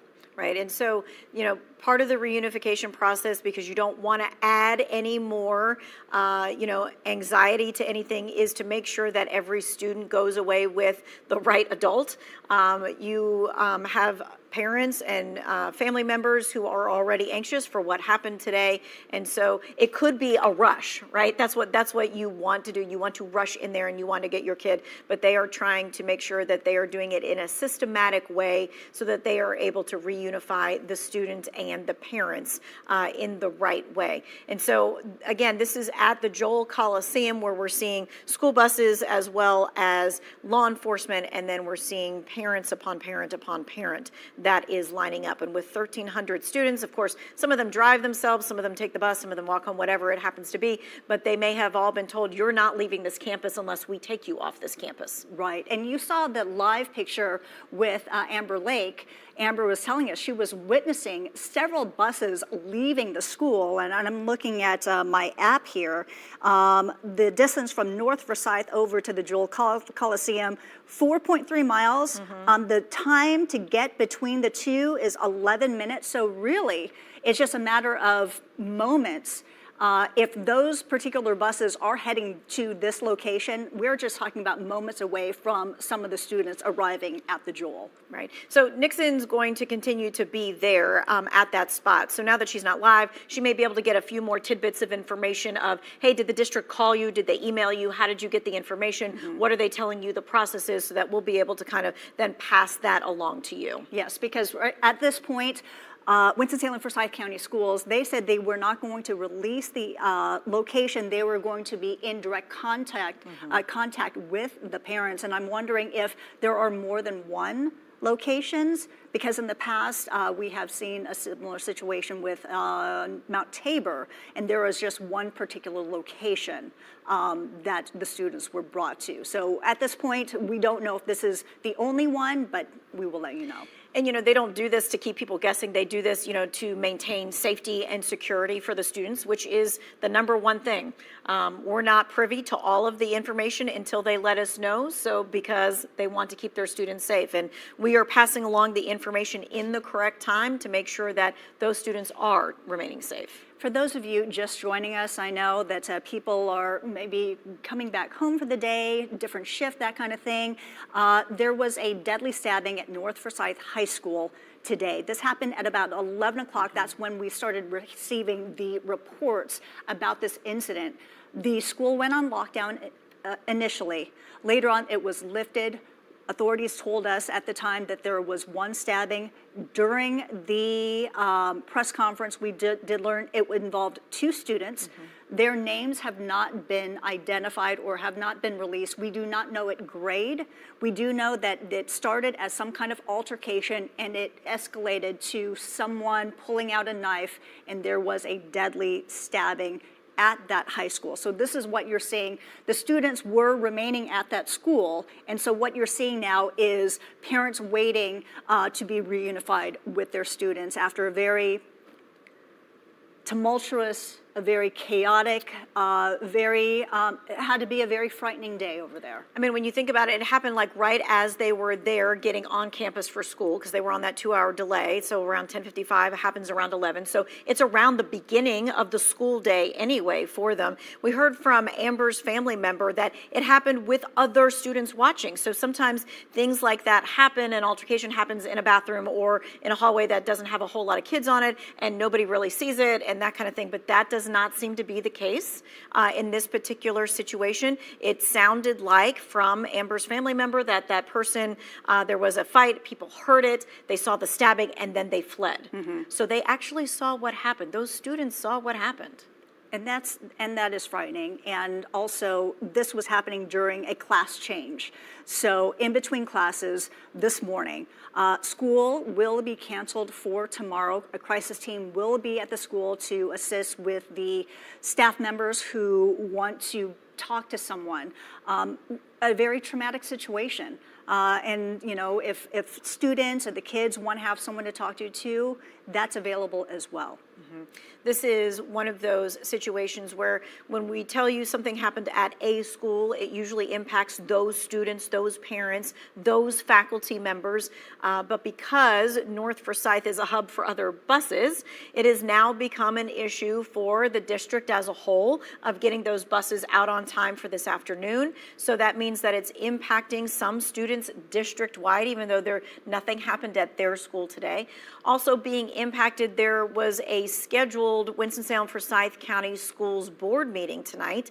Along with that board meeting, there was supposed to be a band presentation from students that were going to show up and be there. So there were probably a lot of parents and a lot of students who were probably getting ready early this afternoon thinking they were on their way, and they do not need to go there. And also keep in mind the new school superintendent, Dr. Dawn Phipps, this was really going to be an introduction in a way. Welcome-ish. Right, to, and considering that the school district has been dealing with some severe budget issues, parents, teachers, probably want to hear directly from him about his new leadership style, some of the ideas. I mean, we have talked to him about what he plans to do, but this is a whole different ballgame, you know, with an actual meeting. It goes on for hours, so you can really get an understanding of who this person is. He he was the superintendent, I believe, with Caldwell County Schools, and came here. He will be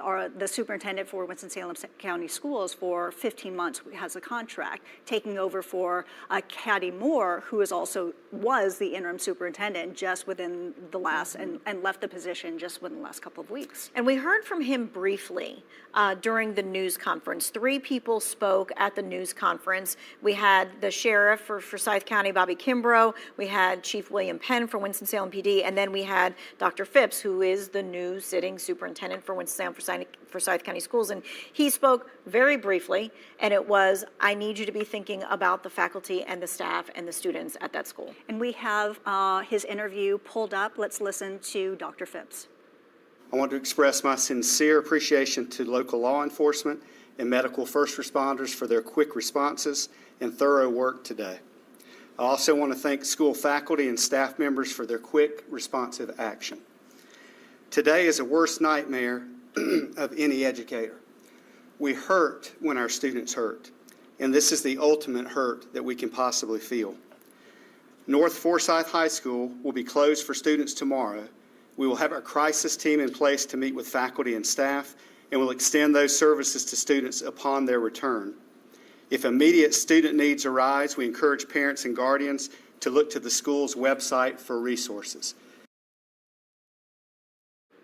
And so those resources will be available. And so we've been dealing kind of like with team coverage of this since all of this happened.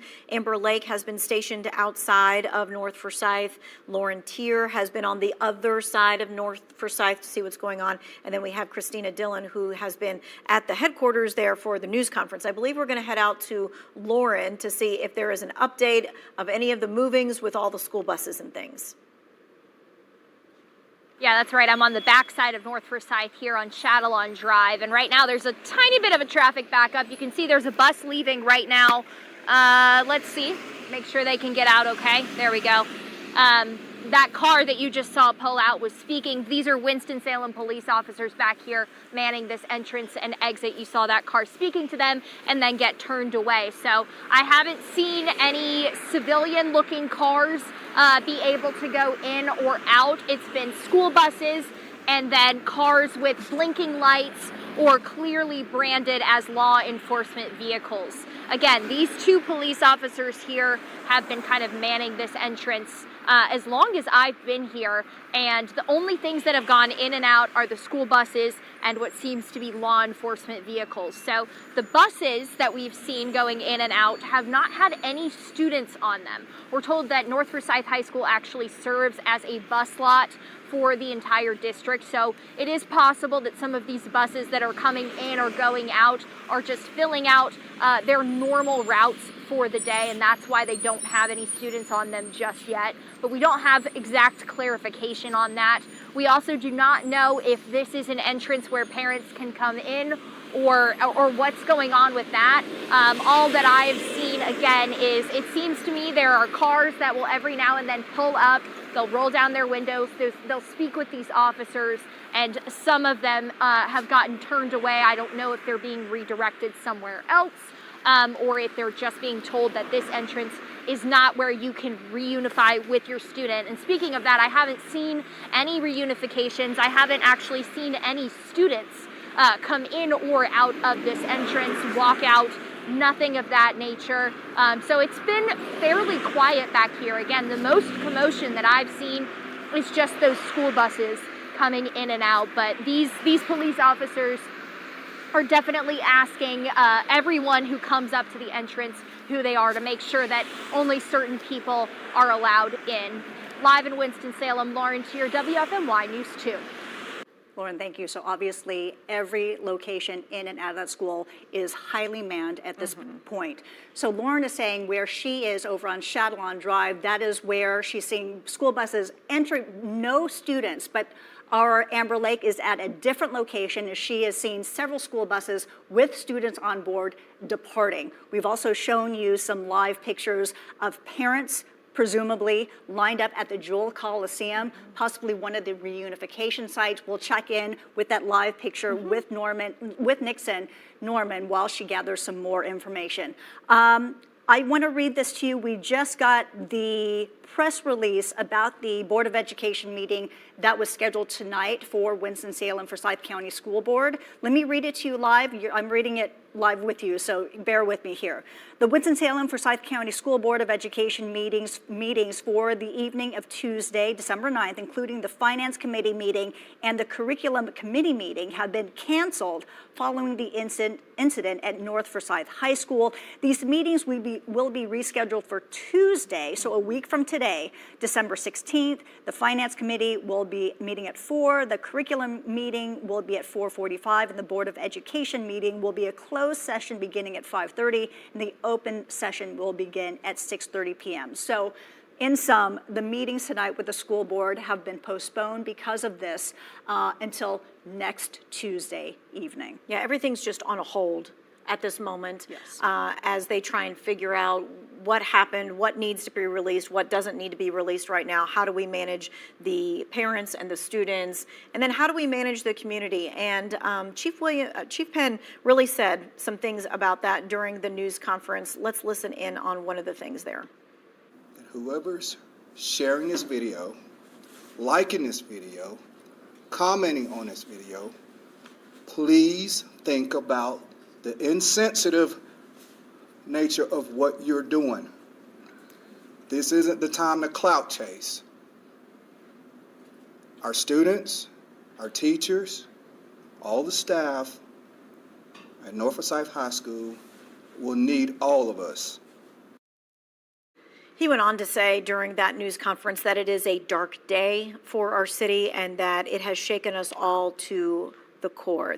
Winston-Salem PD, the assisting agency for Forsyth County Sheriff's Office, seems to be the lead agency. It was Sheriff Bobby Kimbrough who was the one who took the lead at the news conference and who did confirm it was one student versus another student and that one student died. And during that press conference, we did learn some new information, but also information that has not yet been confirmed yet. We do not know the identity of the student who has passed away. We do not know the name of the other student who was involved in this altercation that led to this deadly stabbing. Don't have any information about arrests at this time. We do know North Forsyth High School classes have been canceled for tomorrow. We don't know anything beyond that. We also do know that that school board meeting for tonight has been postponed until next week because of this incident at North Forsyth High School. Let's head now back to WFMY News 2's Amber Lake, live at the high school with a look at what she is seeing out there.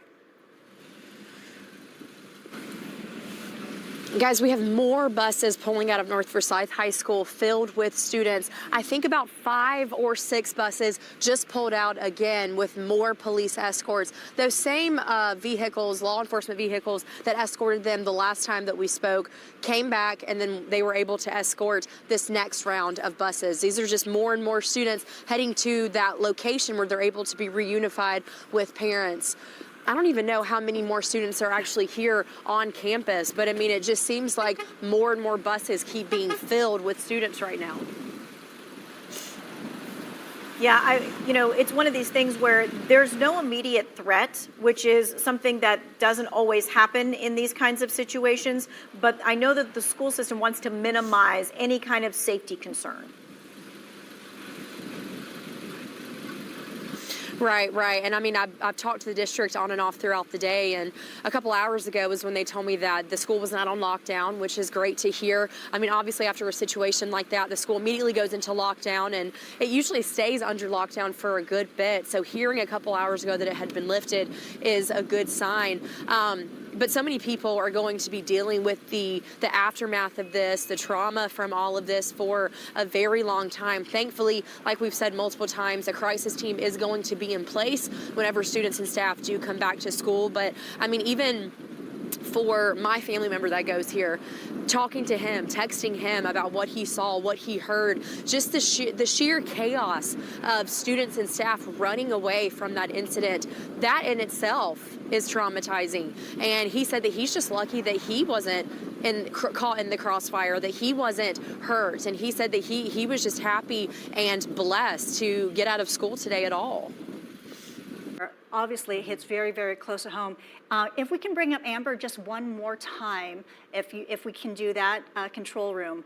Amber, I just wanted to ask you, you have been on the scene for several hours now, and you witnessed people showing up at the scene. Can you kind of give the people who are just tuning in for the first time kind of just a feel of the atmosphere over at the high school?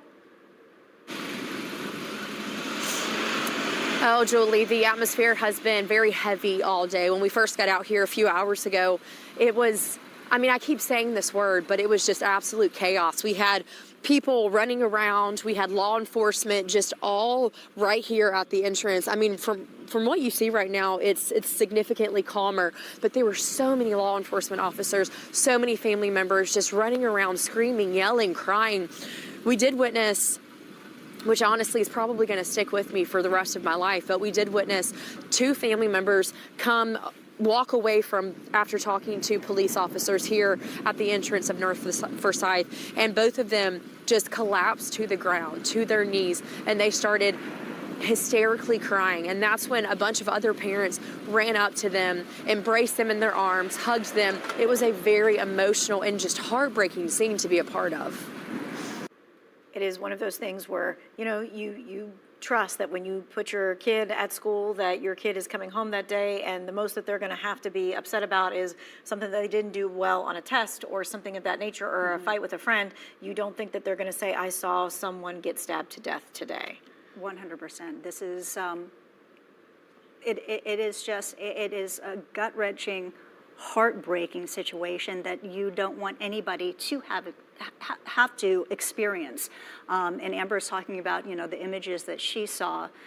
Think about the kids. I mean, these are high schoolers. These are teenagers who will be forever left with this indelible mark on their souls. And while there is not an immediate threat to the community, there is an immediate impact to the community. We have seen, because the buses means that lots of other kids are going to be late and things of that nature. So that is why we are continuing to stay on this developing story, because this is an impact for the entire community. Our own Chad Silber just arrived on scene there. Chad, what have you learned since you've been there? Hey, Tanya, we just got to the Joel Coliseum here in Winston-Salem, where, as you know, you saw a live picture earlier of how this is really the reunification center for a lot of the parents and the students at North Forsyth High School. And there's a remarkable scene happening here right now. Look at the huge line of family members, of parents, of siblings wrapping around the Joel Coliseum right now. It's remarkable because this is probably the scene that you would see when there's a concert at the Joel Coliseum. Obviously, today is a much different reason why people are here. It's a sobering reminder of the amount of people who are impacted by what went on at North Forsyth High School today.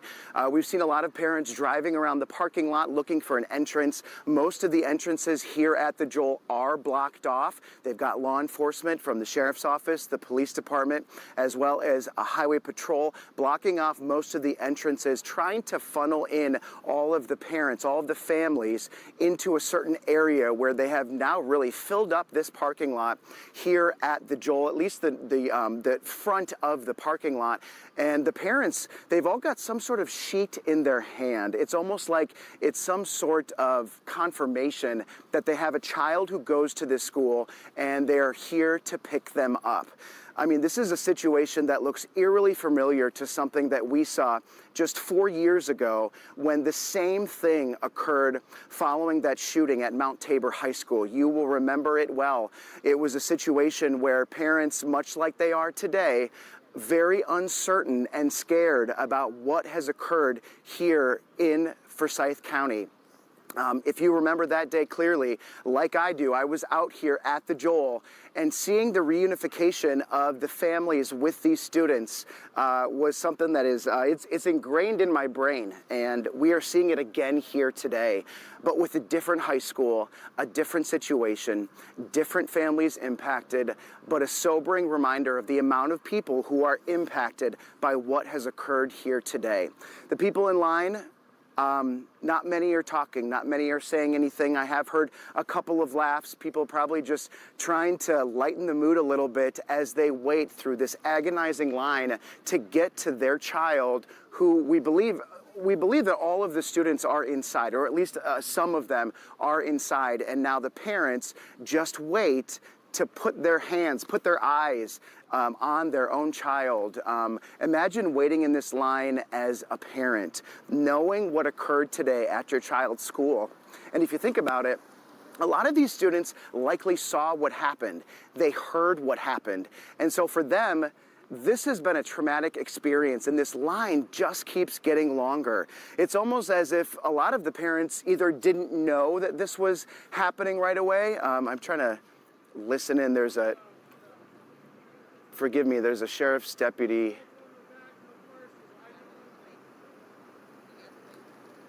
Trying to listen in as he's talking to the families here.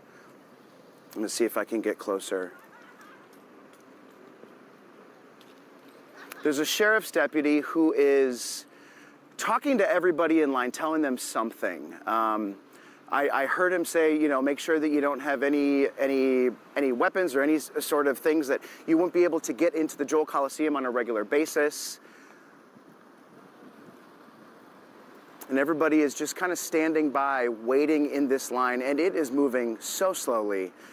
This line is, it is moving a little bit, but it's pretty slow. And imagine the nerves on a lot of these parents as they work to just kind of figure out, gosh, what happened here today? I'm gonna get closer. Don, my photographer. Don, just let me know if I get too far away and you're not able to hear me. I don't wanna, get too close here for people who are, dealing with a bad situation.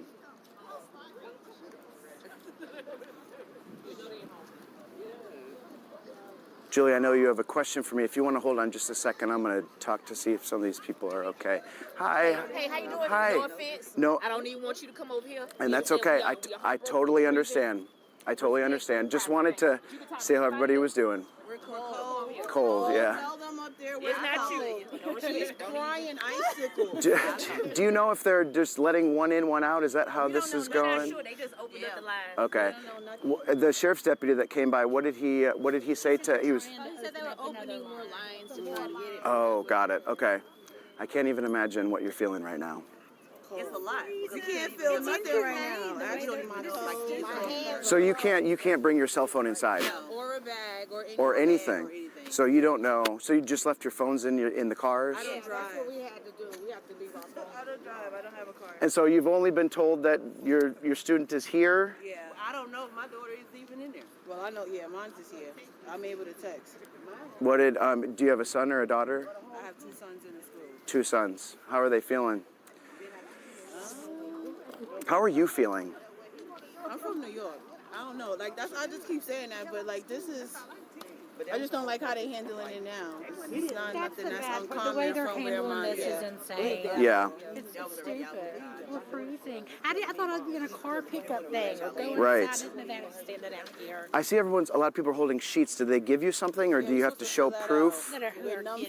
Oh, it's a reunification information. So just to prove who you are and that you're a parent. I guess to match it up, the kids been picked up probably. Got it. Okay. What was your first thought when you heard what happened here today? I was scared because I didn't know what was going on. I was finding out everything on Facebook. The school didn't really communicate hardly anything with us. Social media was really. As you know, there was, a student arrested last month here at North Forsyth for having a gun. There was a student arrested back in August at the beginning of the school year. What is that like as a parent? It's scary.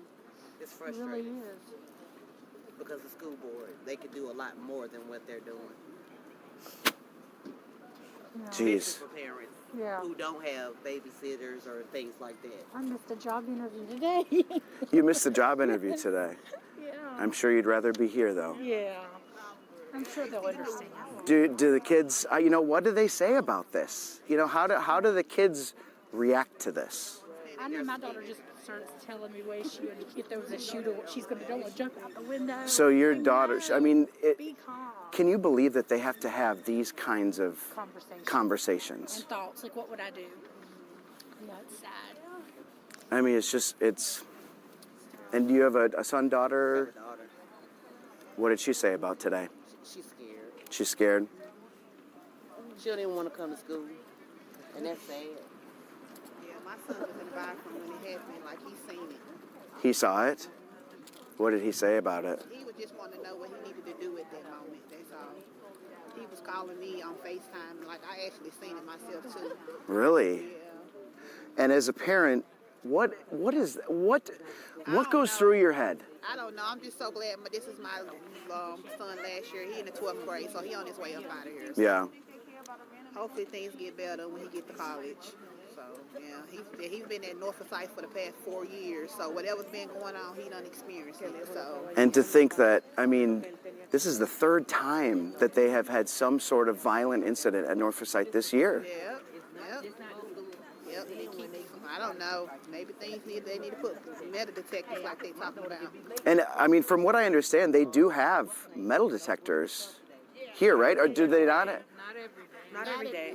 Because we knew that all the middle and the high schools were getting metal detectors in Forsyth County, but what I understand, it's not every day. They don't do them every day. And to be honest, when you go out and play, you take out your pockets. When you come to games, you have to wear a clear bag. So why shouldn't it be the same when you go to school? The kids should have clear book bags. They should have to put everything in a bucket, get everything past the metal detector. It should be safer than this, Do you have a son, daughter who goes? Both. I have a daughter, a freshman, and a sophomore. And what did they say about They're today? very scared. My daughter is in math class with him, so she knows him. It's sad. I'd be thinking about you. Gosh, so many people have similar stories. You heard them. They were talking about how the kids don't feel safe. They don't feel safe being in school here.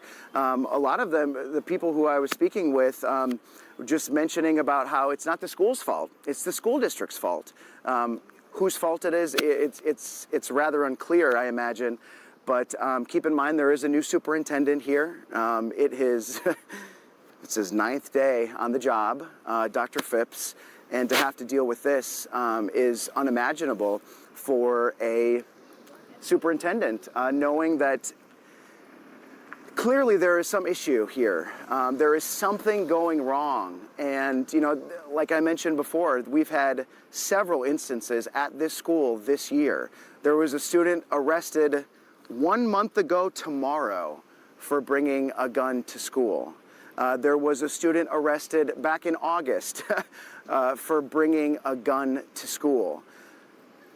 This, of course, was a deadly stabbing, and it has rocked this community. And what do you do? How do you fix this? Look at this line. There are hundreds of people. I'm going to step out of the way. There are hundreds of people in this line who are waiting to find their kids, to put their eyes on their kids, to put their arms around them, because they know the type of day that they've had. One woman I spoke with up there, she was saying how her son FaceTimed her. He was in that area. He FaceTimed her as it was happening, and she saw this chaotic scene unfold. So, obviously the child is the main concern for these families, but now this mother has this traumatic, image in her mind of what her child saw. Most of these families that go through situations like this can only hear from their students what they saw, but this mother witnessed it for herself, knowing that her child was also witnessing it.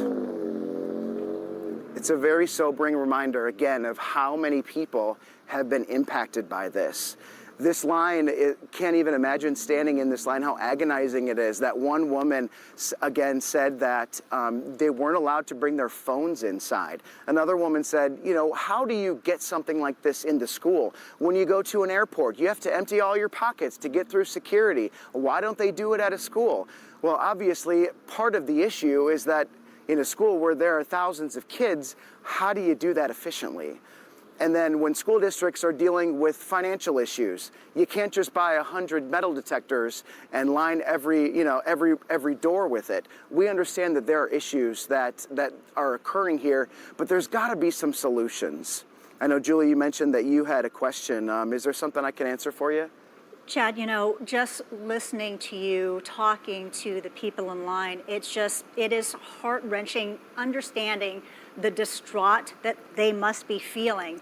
And one of the parents saying that their child saying that they're so scared that they don't even want to go to school. So, you know, hearing directly from them, it is so impactful, but, you know, like you said, it's very sobering. And it's also just, you know, it's sickening that they have to be going through this. They have to be waiting in line to have to be put in this situation. You know, right. Go ahead, Chad.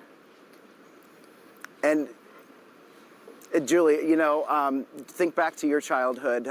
You, me, all of the others who are watching who are adults now, there were days that you didn't want to go to school because you just didn't want to go to school. You didn't want to go take that test. You didn't want to see, you know, a certain teacher that you didn't like, or you didn't want to see your ex-boyfriend or ex-girlfriend. This is a completely different reason why kids don't want to go to school. I mean, because they're afraid of getting shot. They're afraid of their friend being stabbed. Mm-hmm. I mean, and along with that, Chad, I mean, you talk to those parents who they know that their child really is okay because they know that there were only those two students involved and it wasn't their student, and yet they are waiting in line and they are anxious to see their child. Right, yeah, I mean, imagine going through this as a parent, right? You know that your kid, as you mentioned, you know that your child is safe. You know that your child was not harmed. You know that your child wasn't responsible for this. But think about, you know, just the adolescent brain and how you comprehend something like this. And we've seen it so many different places. You know, obviously schools are not immune to this. We have seen it exhaustively at so many different schools and churches and malls and anywhere else. And so, I mean, you know, years ago when parents would say, you know, I'm scared of sending my child to school because I don't know what could happen to them. I mean, it's so much worse now. It is so much worse because it keeps happening. You know, sometimes you know, I've talked to kids in the past who say, yeah, I made it through high school and I didn't have to go through a school shooting. I mean, what a badge of badge of honor to wear that you didn't have to go through a school shooting when you were in high school. I mean, you know, we've heard from kids who were involved in school shootings in college and also in high school. They went through it both. I mean, how do you recover from that? How do you process what happens when something like that happens? I'm going to go up there and see if I can talk to any other of the parents. Now keep in mind, they don't have their cell phones on them. They've been told to leave everything in the car. They were given sheets, but no pens, to fill out information saying who their child is. So they can confirm that it's their child and they have a child who goes to school there. Yes? Chad, as you head that way, I have a question for you.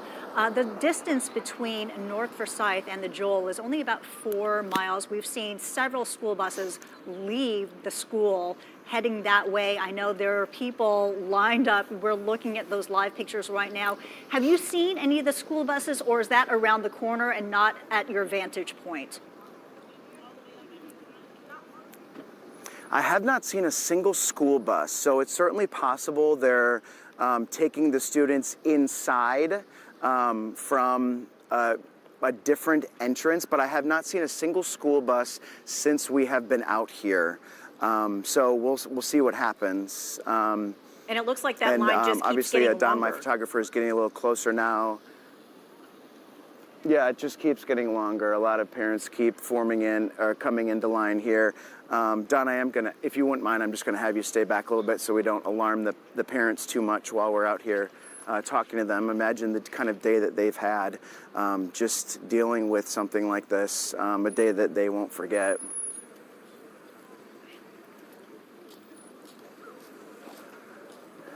Hi everybody, how you doing? Just wanted to see how you guys are feeling.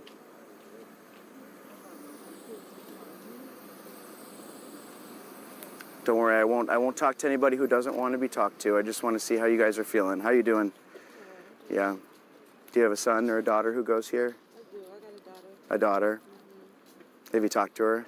I have. How is she doing? She's good. A little shaken up, but she's good. A little shaken, yeah. How are you feeling? All right. I'm good. Glad we got things in place, you know. Yeah. What's it like standing in this line?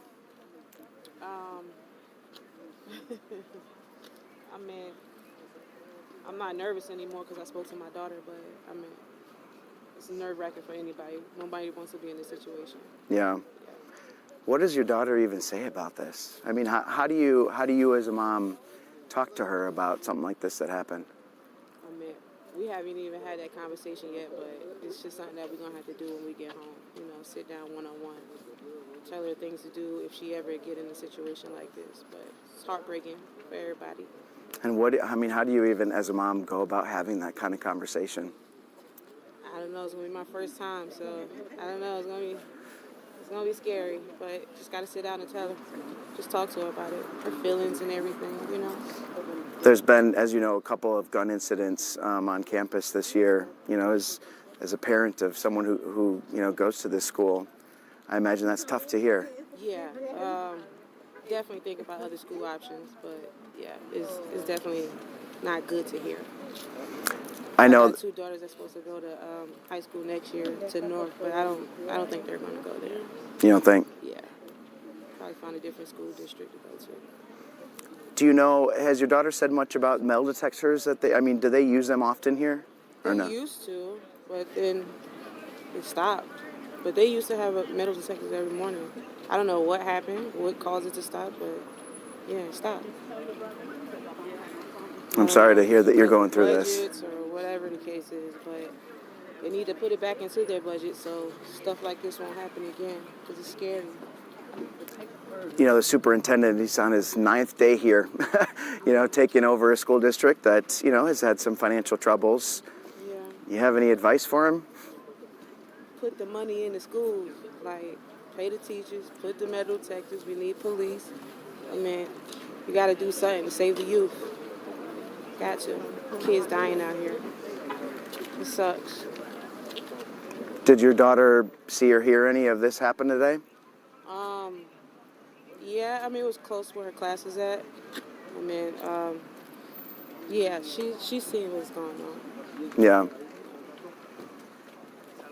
Well, I'll be thinking of you. Thank you. Appreciate it. All right. Well, you know, just talking to the people, the parents here, it's been a tough day. I'm going to send it back to you guys in the studio, and we'll catch up with you in a little bit.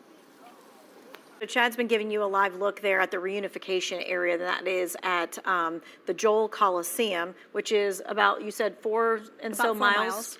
And so Lauren Tier is at the school. She has been at the back entrance and seeing a lot of activity there. Let's check in with her live near North Forsyth. Lauren Tier. So I will say it is a very different scene here on Chatelawn Drive at this back entrance of North Forsyth. Definitely nothing like what you're seeing at that reunification. Most of the action back here has just been cars and buses going in and out. At this point, literally within the last 2 minutes, the Winston-Salem police officers that were manning this entrance/exit have been ordered to leave or told they could leave. So they are no longer here monitoring this back entrance on Chatelawn Drive. In the last hour or so, we've seen some more commotion, definitely more cars coming out of this back entrance. And of course, as you can see, buses leaving. Let's see if we can get a look. I don't know if you can see from here if there might be students on this bus or not. There really haven't been any full buses that I've seen so far. It's a little more difficult to tell because of the tinted windows. No, does not look like there were any students on that bus either. I haven't seen any buses with students coming in or going out at all today. And we do know that North Forsyth kind of serves as a bus lot for buses that serve the entire district. So it is possible that these buses coming in or out are simply going to their routes to service other schools, other parts of the district. We don't know that for sure.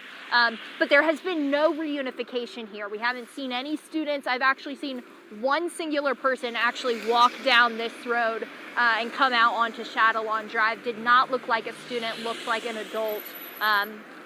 But haven't seen any students, any parents coming back together and having those emotional reunions that you're probably seeing at the Coliseum. So a little bit less action back here, but definitely traffic with those cars and buses. So I'm gonna head back to the studio, give it back to you, Julie and Tanya. And so the buses that we have seen with kids have left out of the other entrance where our reporter Amber Lake has been, and we are surmising that they are then headed to the Joel Coliseum to then be reunified with those parents. Right, and with Chad's live pictures and his live interviews at the Joel Coliseum reunification area, he's saying from his vantage point, he has not seen any of the school buses, but the parents are telling him that they think that the children are actually in the Joel Coliseum, and that is where they're going to be reuniting with their children. What we've seen is a very, very long line. Yes. Outside the Joel, and it looks like it's continuing to grow. But we did, during the live picture, we did see some movement, right? We saw a lot of organization. The parents are holding pieces of paper, and on that piece of paper it says reunification sheet. I'm assuming then parents are writing down the name of their child. So when the parent picks up their child, they can go through the roster and say, okay, this person is accounted for, this person is accounted for, right? So this is still going on right now. Chad is saying that, since the line is so long, the goal is to actually create a couple more lines to hopefully get everything moving a little bit quicker. But we did see so many different police officers. It looks like a very organized situation out there, but, this is really just getting started. Yeah, I mean, it's going to be a process, and they want to minimize any safety issues. They don't want anything else to happen today, so they want to make sure that every student goes with their parent and every student is safe. And so we understand that. At the same time, those parents who are standing outside and who are waiting to see their kid are certainly very anxious. And I found it interesting, too, T, that the parents were asked, leave your belongings. Let's try to streamline this process that you don't have to, check bags or anything like that.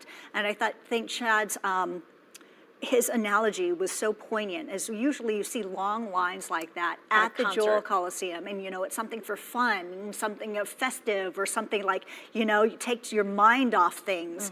And unfortunately, the scene over at the Joel Coliseum is the exact opposite of that. It was interesting to me that some of those parents said, I'm not allowed to have my phone, and I have not talked to my kid or texted my kid. Even though you know that they're okay, you still just want to make sure that you've touched base with your kid.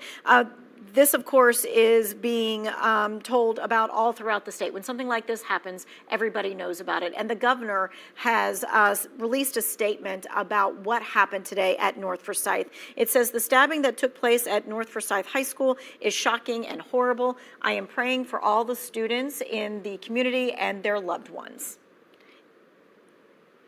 North Carolinians need to be safe wherever they are, especially in school.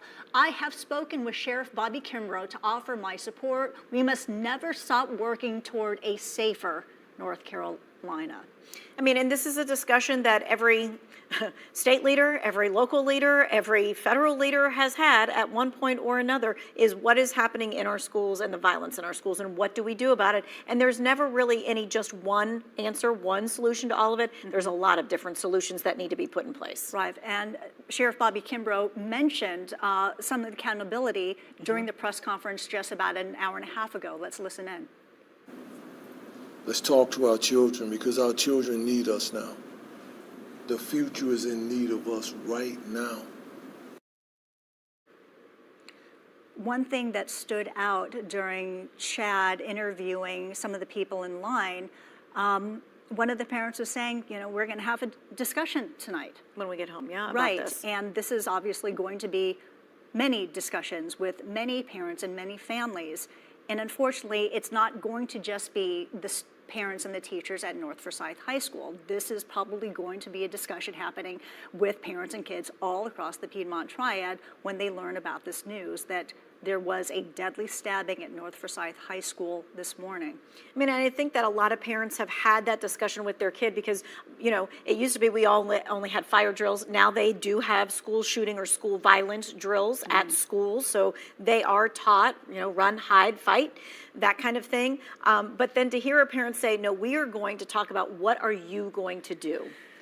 Right, because you talk about it in the big picture, but this brings it very close to home for these specific parents that are standing in that line right there about, my child, what are you going to do? You're right, because many times this is kind of like you see it on the news. This happened somewhere else. This hits very, very close to home. And this is a matter of, this happens and can happen and did happen in my own backyard, at my child's school. So it is a very sobering, a very real discussion that these parents are going to be having.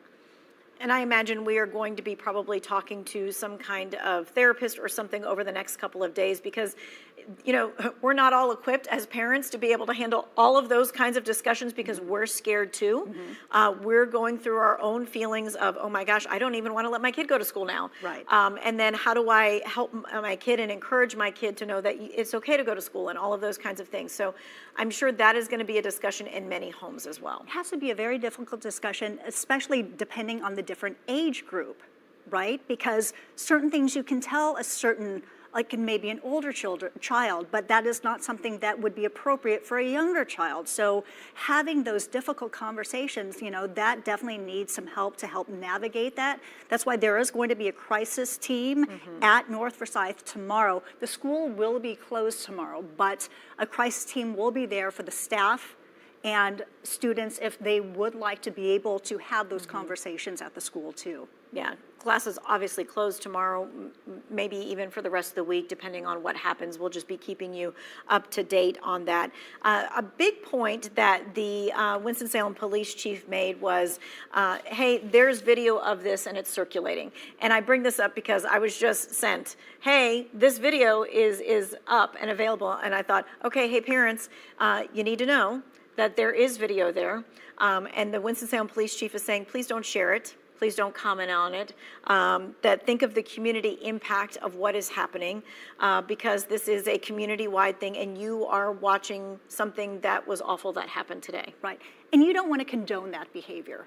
And by sharing it or by liking it or whatever, right, this is part of a sense of the community to do your part, right? And that's a matter of let's not create more fear. And not only that, we're now talking about this is a deadly situation. So sharing such video is really senseless and now it's actually quite tasteless. And I got to tell you that there's a lot of people who kind of prey on this situation and they will then twist things, they'll add something to the video, they'll put information in there that is not correct. The Forsyth County Sheriff's Office is going to be releasing the names and the ages of these students in due time. What we know right now is that there were 2 students, and that's the 2 students that were involved, and that those families have both been talked to by the Forsyth County Sheriff's Office. We don't know that anyone's been arrested. We don't know that anyone's in custody or any of those kinds of things. Right. They have not said that, but that information will come out. Right, just because there is a clamoring for information in situations like this, but also understand that the authorities need to do their part, and they have a sense of responsibility and duty to be able to handle this in the correct method in which they need to do. We do know that there was a lockdown, it has been lifted, and also their authorities are saying there is no immediate threat to the area, and as you saw in Lauren Tier's live picture, the authorities at that particular entrance, they were already breaking things down. So it appears at that particular vantage point things are winding down, at least at one side of the school. And you hope that that means that this process is going to move along a little bit faster. Again, we've all known that something was happening around 11 o'clock this morning. Then things really got on lockdown and that kind of stuff by 11:30 or so. Then news got out, so parents started hearing about it around the noontime hour. It is now almost 4 o'clock. Those parents have not seen their kids. They've been wanting to see what kind of information is out. Now they're in a long line waiting for it. So this is a process that takes hours. It absolutely does, and it is a methodical process. Let's go to WFMY News 2's Christina Dillon. She was there for the press conference when authorities from the school, from the county, as well as the city, they were all there giving their updates. Christina, what can you tell us? Oh, you are now at the Joel Coliseum. I apologize. Continue. Thank you. Yeah, this has been a long day, an ordeal for sure. We are talking to parents. We're now outside the reunification Coliseum, the Joel Coliseum, where they're having that now. We were at the press conference earlier where they told us that 2 individuals were involved, which resulted in the loss of life of 1 individual. They didn't release details or circumstances surrounding the incident. They said the investigation is ongoing, but they did say there's a video circulating. I know we've been talking a lot about that. They absolutely, the school board and law enforcement, do not want that video circulating any longer. We did talk to some parents and students here outside. You can see they're all lined up right behind me coming out of the Coliseum. We were able to chat with some of them that mentioned that video, said it has been circulating, and they're, kind of disgusted actually by it. That was the word that one of the mothers we talked to used. They're also telling us that they are just happy to see their kids. We have a mom coming up at 4 where we'll hear from her, and she told us she was elated. Her daughter was texting her while this was going on. Said she was beyond scared, not having any idea, feeling almost helpless, not being able to go in. That gate was up for hours today. She was actually one of those parents that was sitting in the parking lot across from the school, just fearful, calling and texting her daughter. I also spoke with a student here who said she was in allegedly a wing in the school that was not in the wing where the incident occurred. She said that they were placed on lockdown. They didn't really hear much other than that they were getting on these buses and they were coming to the center to meet with their parents. Now parents are lined up waiting to meet their kids inside. I believe they're signing them out, which is why they have that long line right here. But we're going to keep you posted with what we hear from, law enforcement and parents as we stay at this spot. Yeah, that unification process is going to take some time. What was really interesting to me when Chad was going down the line, I hear that there's metal detectors. Oh, well, sometimes there's metal detectors. There's not always metal detectors. Right. And there are still unanswered questions about the deadly stabbing at North Forsyth High School. We do not know the name of the victim. We do not know the name of the other student who was involved. We don't know if any arrests have been made yet. So those are the things that are outstanding. But also, were metal detectors in place? Were they up and running when the students arrived at school today? Maybe not today. Maybe. Right. We're going to find out. I mean, that is definitely one of the many questions we'll be asking. They did, do that news conference at 2. I'm imagining there's going to be something else a little bit later on, but for sure tomorrow. While they don't answer questions at a news conference, we are continuing to ask questions, just so that you know that we have every crew asking probably every agency, every question that you can imagine as well, so that we can get you more information. We did get a statement from Governor Josh Stein. I did just receive a statement from Winston-Salem Mayor Alan Joynes. Let me read it to you live right now. I am very saddened by this senseless tragedy. I extend my heartfelt sympathy to the family of the student and to the students and faculty at North Forsyth. We will continue to pursue our efforts on our youth violent crime reduction program. Again, that's from Winston-Salem Mayor Alan Joynes, longtime mayor there. Right, and they've long been, trying to do different kinds of activities and things in conjunction with the sheriff's office and also the police department. And both of those 2 leaders, both Penn and Kimbrough, have been very vocal the last 5 years about, hey, this is not just a law enforcement issue. Yes. This is a community issue. This is a parent issue. This is a kid issue. This is an everyone issue. Very much so. Let's continue our coverage now with WFMY News 2's Chad Silber. He is live at the Joel Coliseum. This is where parents are reuniting with their kids. Chad. Yeah, Julia, a very remarkable scene here outside the Joel as families just wait to put their eyes and their hands on their child after what has turned into a really sad and tragic day here, and one that these families won't ever forget.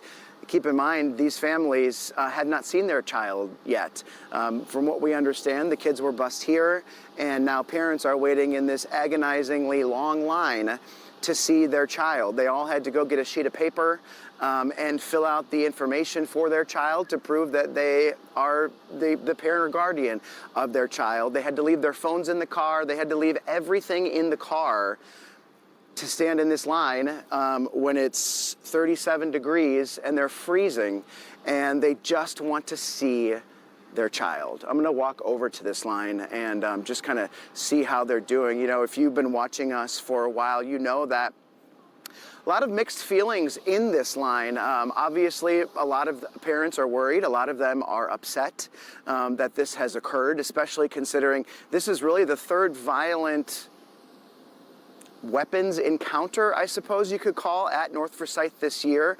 There was a gun that was confiscated.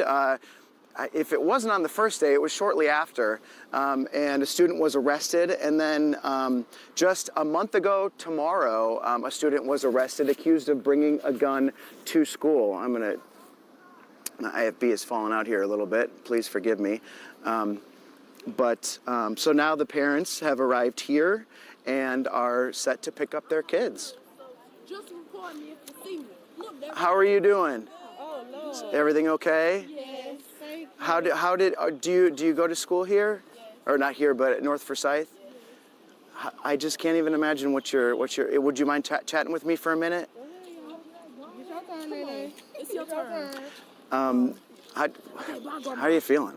I was like, at first when somebody had said it in class, I was like, nah, that couldn't have happened, because like you don't really think kids just go out here hurting each other. But then when everything just like started to unfold and I heard all the sirens, it was just like, dang, you're not even safe where you're supposed to be getting your education at. And what grade are you in? I'm in the 9th grade. 9th grade, okay. So first year here. I mean, and you remember, I think a couple of days after school started, there was someone that was caught with a gun, and then last month, someone got arrested for having a gun on campus. What do you think? Oh, man, I don't want to go there no more. It's like you don't even feel safe. Like you just got to keep your head on the swivel because you don't know what people can do to you. Do you know, so I talked to a couple of their parents, and they were talking about how the metal detectors aren't used every day. Do you know, do they use them often? They use them like if a situation happens, like the gun situation, they pulled out the metal detectors for 2 days and then they put them back up. But the metal detectors don't really work for real. Do you know, did they have metal detectors today? No, they didn't. I just can't even imagine what you're feeling. It's crazy. And you can't be mom. You're too young to be mom, but how are you feeling? Cold, but really just numb. Just trying to get out here in a timely fashion because it's happened numerous times before. So we know that there's a protocol. We know that we're going to have to meet the kids somewhere. We're going to have to sign them out. It's going to be hectic. And then for it to be this time of year, people are out here with small children. You just feel bad about the whole situation. It's terrible that we having to go through this more often than not, like way too often. How did you find out about this today? Well, my husband came and told me that there was a large police presence at the school. And then we don't live far from the school, so then I saw like 2 or 3 carloads of police officers like come by with their lights on. And shortly after that, it was on breaking news. What do you think is the issue? Why do you think that this happens? I honestly feel like, get my phone, Nene. I honestly feel like the kids, they don't have a positive outlet. They're just doing anything. I think we need to cater to trying to get them whether it be boys or girls club, big brothers, big sisters, something that's directed towards our teenage, our youth, because they are our future, and we have to give them something to go by. We're not giving them anything to go by. They're just out here all the time, just trying to find something to do. And we don't have anything that's taking them from the streets. So I don't mind is the devil's playground. If we don't give them anything positive to do, they're going to find stuff to do in a negative light. And that's just a harsh reality. We haven't given them anything to do, anywhere to go. And I know money is an issue, but we got to do something. We can't keep doing this. So when you go home and this conversation comes up, what do you say? What do you say to them? I just always remind my kids to never run to, like, just trying to see or video. I know social media is big for them, but never run to see what's going on. Never be trying to see and in the midst of what's going on, because these things can happen to innocent bystanders, and you never want to be in the wrong place at the wrong time, especially when it's somewhere that you have to be, like school. So I just always remind my girls to just be where you're supposed to be, never run to no fights, never be trying to see what's going on, because most of the time it's going to be more hazard than help. And you go to school at North Forsyth too? Yes. What grade are you in? Ninth grade, okay. Well, so are you, okay, so what was this day like for you? It was, at first, it was a normal day. I just came to school. I was like, you know, it was a simple day. We was going to have a game after the school and all that. And then they said, like, all of a sudden, it was a lockdown in first period. And at first, I'm just like, okay, let me be calm, because it shouldn't be too crazy. But then my teacher, like, came and she was like, I could sense worry. And she's like, everybody just calm down, sit down, and, like, we gonna figure this out. So I'm just like, what's going on? Like, that's when I started getting worried and stuff like that. So it's just a lot. Like, I don't know how to feel, honestly. You feel numb to stuff after a while. Sad to say that this isn't the first time that tragedy has struck our family, and not this in this way and others. So at some point you just become numb to it all, and you just try to take it one thing at a time and just hope for the best, and try to train your children up in a way that you would want them to go when you're not around. Your kids are always going to be the best when you're there, but when you're not around, what they do counts most then. When you're not around, when no one's watching you, are you going to have the same integrity that you have when your parents are there? That's what I drill into my girls. That is the most important message. I know that you're not going to be in school tomorrow. What do you think going back on Thursday is going to be like? It's going to be weird, definitely. Like, everything's not going to be the same. Like, they're going to try to make it, you know, like, oh, it's a regular school day, but nobody's going to really forget or, like, erase. They can't erase what happened. So I honestly feel bad for the family, and I just feel bad for everyone who had to experience it. What are your classmates saying about all this? I mean, they were just worried. They were sad. Like, some people knew him, so they were just upset, and everybody's just like, I don't know, everybody's just feeling a way about it. Do you get nervous going to school?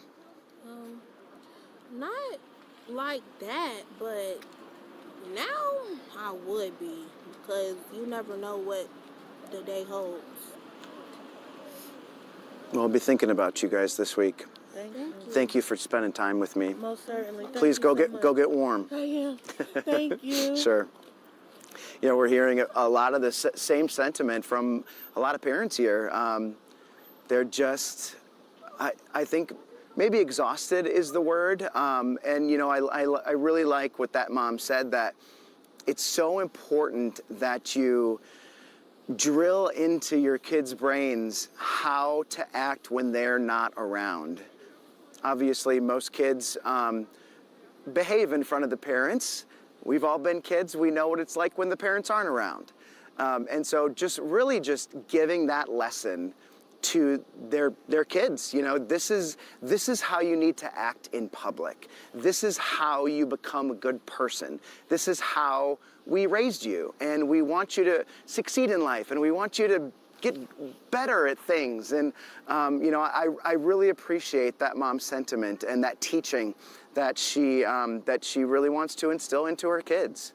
Again, a lot of people here, this line just keeps getting longer. I honestly don't really even see the end of the line, but it's just, it is moving rather slowly. Hi guys, how are you doing? You cold? You warm? Trying to stay warm? I'm from New York. It's okay. Okay. How are you feeling? Do you have a child who goes to school here? Yeah. A son or a daughter? Both. Okay. How are they feeling? Have you talked to them? You haven't talked to them? Not since earlier. Okay. What did they say? You know, I can't even imagine what it was like for them to be in school during that. Me either. I'm not too sure. I just want to lay eyes on both of them. Yeah. I know that they're handing out sheets. Did you get one of the sheets? Yeah. Okay. All right. Good. Come on. Yeah, well, I don't understand why you're not supposed to have your phone, but I imagine that's difficult. No bag. I might hit someone over the head with one. How are you feeling? Annoyed. I'm cold. Do you have a family member who goes to school here? My brother. Your brother. He's fine. He's just sat in the classroom all day. And now I'm standing outside the ship. Well, I hope the line goes shorter for you. How are you feeling? Yeah? I can't tell if it's raining or not. I ain't paying no attention. Do you have a child who goes to school here? Two. Yeah. And what are they saying about today? They just text me. They seem alright. They just, you know, it's like probably in shock a little bit, but they seem like Yeah. they handling it pretty good, you know. How did you find out about it today? My daughter, she texted me from What, school. and what did she say? She said we on lockdown. Is 2 stabbings or somebody got stabbed. Something like that. And what was your first reaction? Like, oh my goodness, like what? You know, been asking questions. You know me, I was